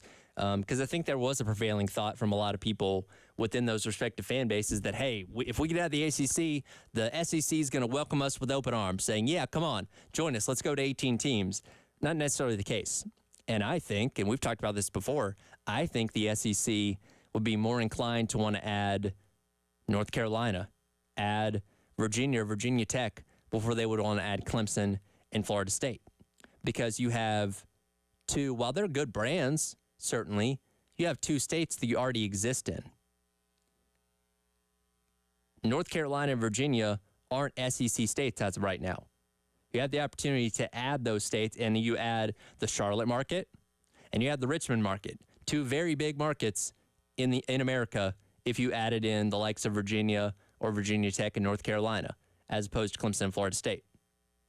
Now you say, well, why would they add Texas when they already have Texas A&M? Because Texas is a massive state. And you certainly have room to add even more by adding Texas. Again, one of the premier brands in college football. And then in addition to that, you bring in Oklahoma, an entirely new state as well. It makes perfect sense. So I agree with you, Texter Daryl. And again, with what Sankey has said, the SEC is being more selective about their growth. And I think, smartly so, they want to see how this 16-team conference is going to work. Because the Big Ten's taking on 18 teams before anybody else. And I don't know what kind of mess that's going to create. It seems like it's going to create some to some degree, right? And I almost think the SEC is kind of saying, hey, let's see how the Big Ten handles that, see if we even want to entertain that idea of going to 18 teams at any point in time. But there certainly doesn't seem to be any rush at it. And again, Clemson and Florida State seem to be locked into the ACC at least until 2036 with their ironclad media rights deal. So I don't expect them to get out anytime soon, no matter how desperately they want to. I think the SEC is going to look the same at 16 teams for at least the foreseeable future. So appreciate the text there. As always, 803-404-6100. Only got about a minute left. Excited to see what happens here for South Carolina taking on Auburn. Again, I don't expect a 40-point blowout by either side. I think this has the potential to be a good, tight basketball game all the way through. And as we're seeing right now with Mississippi State and Tennessee, you never know what can happen. The team that people are looking at is saying, well, they don't have a chance, can go out there and really surprise you and pull off a pretty convincing victory. South Carolina loosened itself up yesterday, hopefully, by beating Arkansas the way that they did. And we'll see how stiff Auburn is potentially coming out of the gate. By the way, Tennessee's just gone on a little bit of a run. It's only a 12-point game right now, 60-48. Oof, it's not over yet. Could be interesting in that quarterfinal game with 5 minutes to go. Don't count your chickens before they hatch, I guess. And by the way, this game's totally going to run past the top of the hour. So South Carolina and Auburn likely going to be starting a little bit later than 3:30 coming up later on here in less than an hour's time. But regardless, about to throw you into pregame coverage with Derek Scott and Judge Manning. And whenever Tennessee and Mississippi State finish, about 25 minutes later, we'll get South Carolina and Tennessee. Thanks for listening. I just realized I've been talking to myself for the better part of the past 6 hours, so appreciate you guys tuning in and weighing in on the Firehouse Subs text line as well. Enjoy your weekend, enjoy St. Patrick's Day, and enjoy some great basketball. That's what I'm going to go do. This has been the Halftime Show. I'm Tyler Head. He is Captain Dave here on The Game.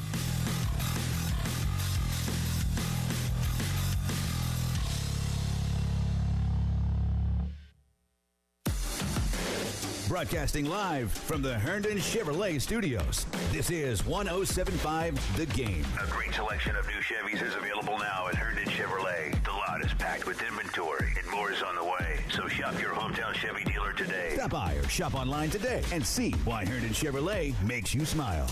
Spring has sprung at Carowinds, offering endless fun for families. With almost 60 rides catering to thrill seekers of all ages, including the new Aeronautica landing. There's something for everyone. Visit Carowinds every weekend this spring and daily for spring break from March 29th to April 7th, featuring The Marvelous Mutts, a thrilling canine spectacular. For a limited time, get tickets as low as $39.99 plus applicable taxes and fees at Carowinds.com. Carowinds, for the fun of it.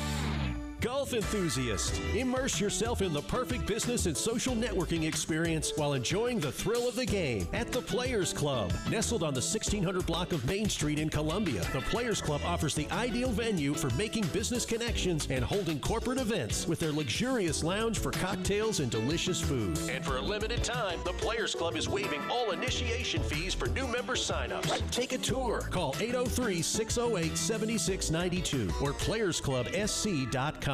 Hey Columbia, are you tired of waiting around for your car to be serviced? Well, at Wetzel's Automotive in West Columbia, every Thursday is 30-Minute Thursday. Yes, in just 30 minutes, whether it's an oil change, a battery replacement, or even a tire rotation, their expert techs ensure top-notch service. So why wait? Get your life back in a jiffy. Schedule your appointment today by calling 803-739-2999. That's 739-2999. Or visit them online at wetzelsauto.com. Wetzel's Automotive, they're Otis approved.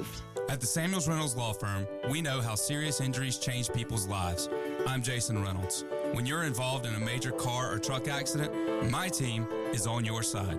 You don't have to be alone. Let's do this together. And I'm Steven Samuels. When you're hurt at work, my team is with you from start to finish.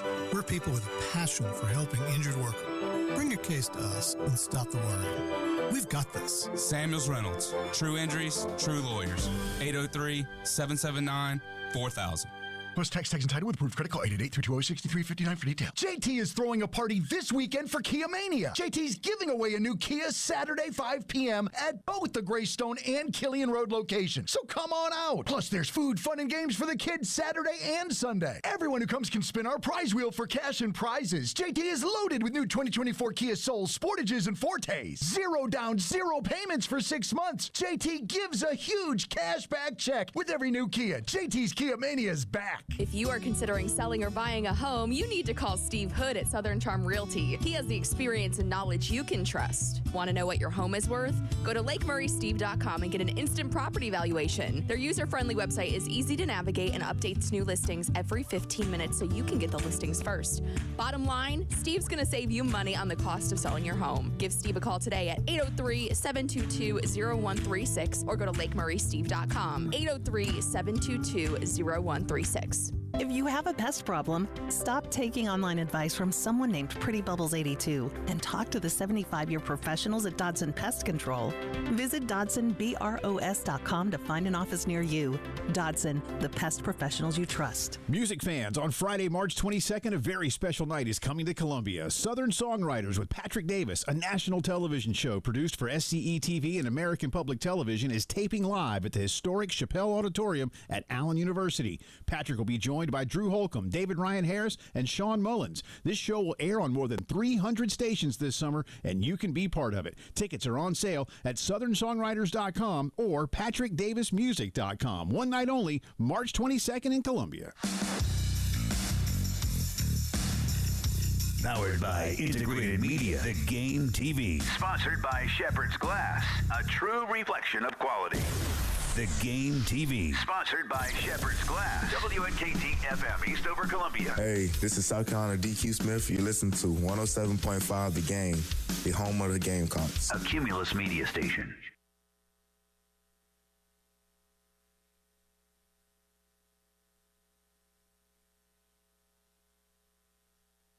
The following is a Learfield presentation of the Gamecocks Sports Network.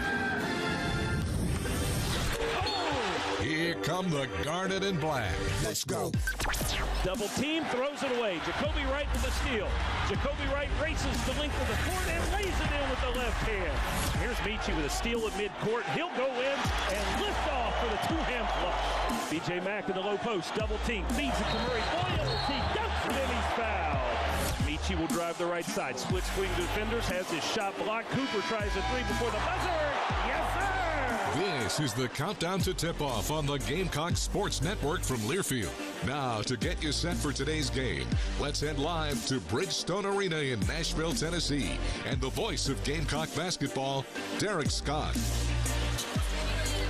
Friday of conference tournament weekend, one of the more underrated days in college basketball and in the sports calendar in general. You've got great games all over the country. You've got nail-biters. You've got upsets. You've got teams playing for their postseason lives and others who are trying to pursue their dream of bigger things. The South Carolina Gamecocks are happy to still be playing on this Friday of postseason tournament weekend, and they will take on the Auburn Tigers with an opportunity to play on Saturday in the semifinals here today at Bridgestone Arena. We're so happy you've chosen to join us here on the Gamecock Sports Network, as South Carolina and Auburn will be the second quarterfinal of the day. With Casey Manning, I'm Derek Scott. Casey and I with great interest watching what's going on in the first quarterfinal of the day.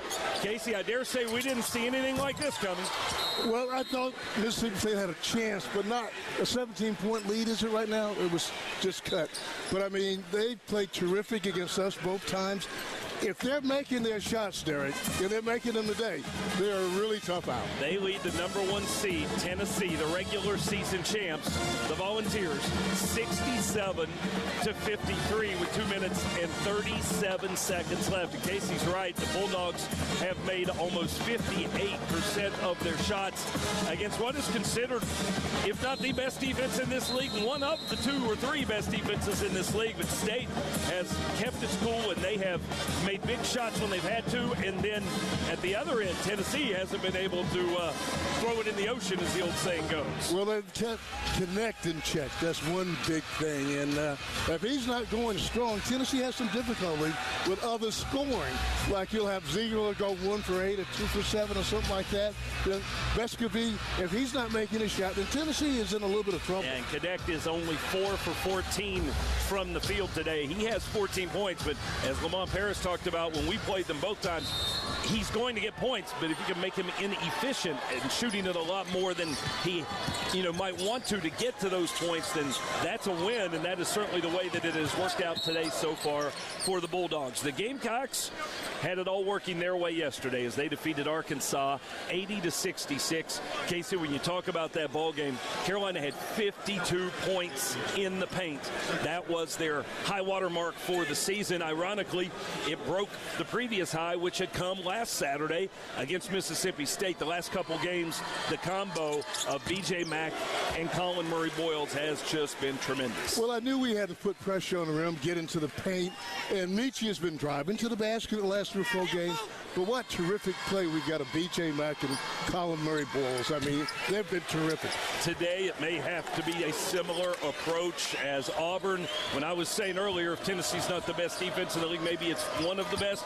Auburn's probably the other program that would have that argument. They are number 7 in the nation in defensive adjusted efficiency, according to Ken Palm, the analytics version of things.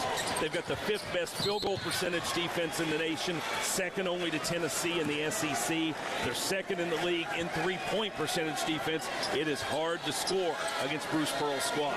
And on the other side, they shoot the ball very well. 47% from the field, 35% from 3. They steal almost 8 a game, and they hit over 8 threes a game. The Valentine's Day Massacre, we call it, because that's what it turned into when we saw them the last time. The Gamecocks were at Auburn, and of course Neville Arena has become such a difficult place to play, and Auburn could do no wrong. They made everything they shot. The Gamecocks tried to hang in, but it was a fruitless endeavor on a day like that, and it ended up being not just a loss, but an embarrassing loss, in all honesty. 40 points is hard to shake off Carolina managed to do so, but certainly they remember that one. Well, you can't forget it really was 41 points lost. Stephen Clark made a free throw at the end of the game to cut it to 40, but they couldn't miss. They shot 60% for the floor, 6% from downtown, and they were just terrific that day. Somebody said the Boston Celtics would not have beaten the Auburn Tigers. Very, very true. So South Carolina has that in the rearview mirror, but this Gamecock team has been pretty unflappable all year long in terms of not letting things stick to them. If it's a rough moment, they move on. If it's a heartbreaking loss like LSU, they move on. If it's a gut punch like Alabama delivered or Auburn delivered, they move on. We've moved on so far. I think we've only lost 2 in a row the whole year. And that second loss in a row came after the 40-point loss to the Auburn Tigers. Then we failed at LSU, but we went on the road and won 2 in a row. So. Right now there's a minute 56 remaining, and State just added a free throw to push the lead up to 19. I think even the most nervous of Bulldog fans would have to be feeling pretty relaxed right now with what could be a 20-point lead with less than 2 minutes remaining as the second free throw comes up short from DJ Jeffries. But nonetheless, State is in a good position to pull the upset. And what this would do for them as well is absolutely solidify and lock in the knowledge that they are going to the NCAA tournament. They were, of course, a team that had stumbled down the stretch. I think when Carolina beat them last Saturday on Senior Day, it was their 4th straight loss. They bounced back and got a win yesterday here in Nashville. But if they defeat Tennessee, it does 2 things. It moves Mississippi State into the comfortably in position for the NCAA tournament, and it also probably eliminates Tennessee's pursuit of a number 1 seed in the NCAA tournament. Well stated. I mean, Mississippi State, you lose 4 in a row, but you have the grit, the guts, the determination to come back and win yesterday, and now they got the number 1 seed on the ropes. A minute and 41 to go, 72-56. The fat lady isn't singing yet, but she's clearing her throat. Meanwhile, if you're South Carolina, if you're Auburn, you're thinking to yourself, mercy, what an opportunity is presenting itself. We can get to the semifinals with a win today and not face number 1 Tennessee, but face a number 9 seed who will be playing its 3rd game in 3 days. If you're Auburn, that's an advantage in terms of your durability. If you're South Carolina, it means you're on even ground with somebody instead of playing uphill, so to speak. You're absolutely right. Once again, you'd rather face Mississippi State than Tennessee. We would like to do that, and so would Auburn. I mean, it's a win-win for both teams here today playing in the second game. The Tigers have been really dominant against the Gamecocks of late. They have won 7 in a row in the series. This is the 5th time all-time these two will meet in the SEC tournament. Tigers have won 3 of the 4 previous meetings, but those didn't involve this team, this South Carolina team, this South Carolina coach. What a day it has been for Lamont Paris. Paul Roper in the studio will tell you more about the big news for Coach Paris when we come back with more of the Countdown to Tip-Off show, and we'll do so in just a moment after we step aside for a quick timeout from Coca-Cola. We're getting you set for Gamecock basketball on the Countdown to Tip-Off show. Brought to you by Toyota. Visit your local Toyota dealers today. Toyota, let's go places. And by Prisma Health, the official healthcare provider and team physicians for the Gamecocks. We're back with more exclusive pregame coverage after this timeout on the Gamecocks Sports Network from Learfield.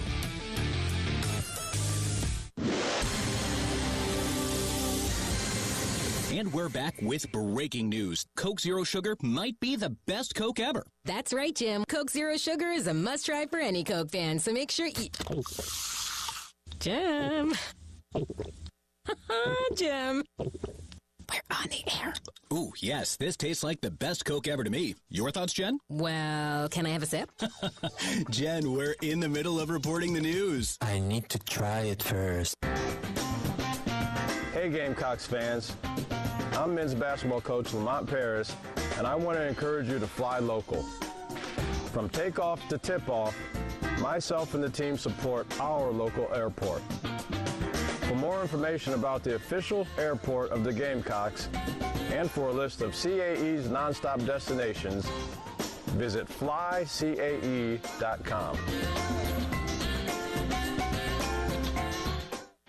Stay where you are. We'll be back to Music City after these local messages. It's the 2024 SEC Tournament on the Gamecocks Sports Network from Learfield.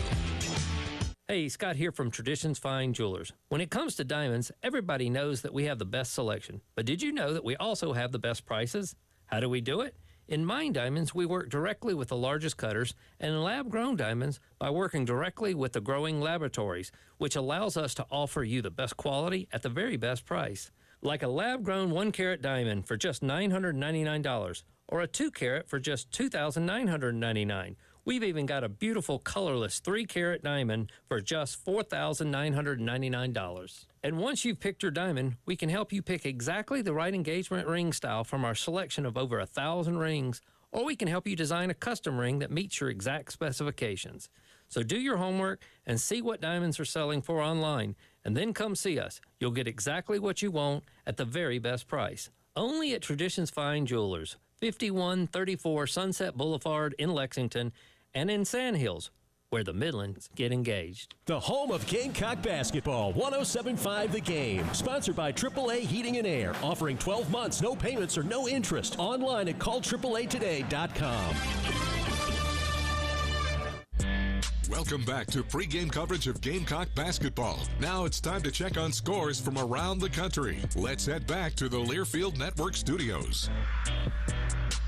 South Carolina and Auburn getting ready for our second quarterfinal day, facing the winner of Mississippi State and Tennessee. We'll have some quick bonus coverage as we bring you the conclusion of that with the SEC Radio Network. Here's Phil Brame. Mississippi State goes wire to wire. Clock runs out. That is your ball game, 73-56, as Mississippi State sends the #1 seed, one and done. Tennessee is out. State moves on. There you have it. So Mississippi State the winner, 73-56. Phil Brame of the SEC Radio Network with the call, as it'll be the winner of our game will face Mississippi State in the semifinals, as the regular season champ Tennessee is one and done in the Music City. Coming up later tonight, Texas A&M looks to boost their hopes for the big dance if they can get past Kentucky at 7 o'clock. And in the nightcap, Florida meets with Alabama 10 days after the Gators won in a track meet at the O-Dome. And speaking of SEC news, big news today for Lamont Paris in two ways. One, he's going to get paid. His contract's been extended through the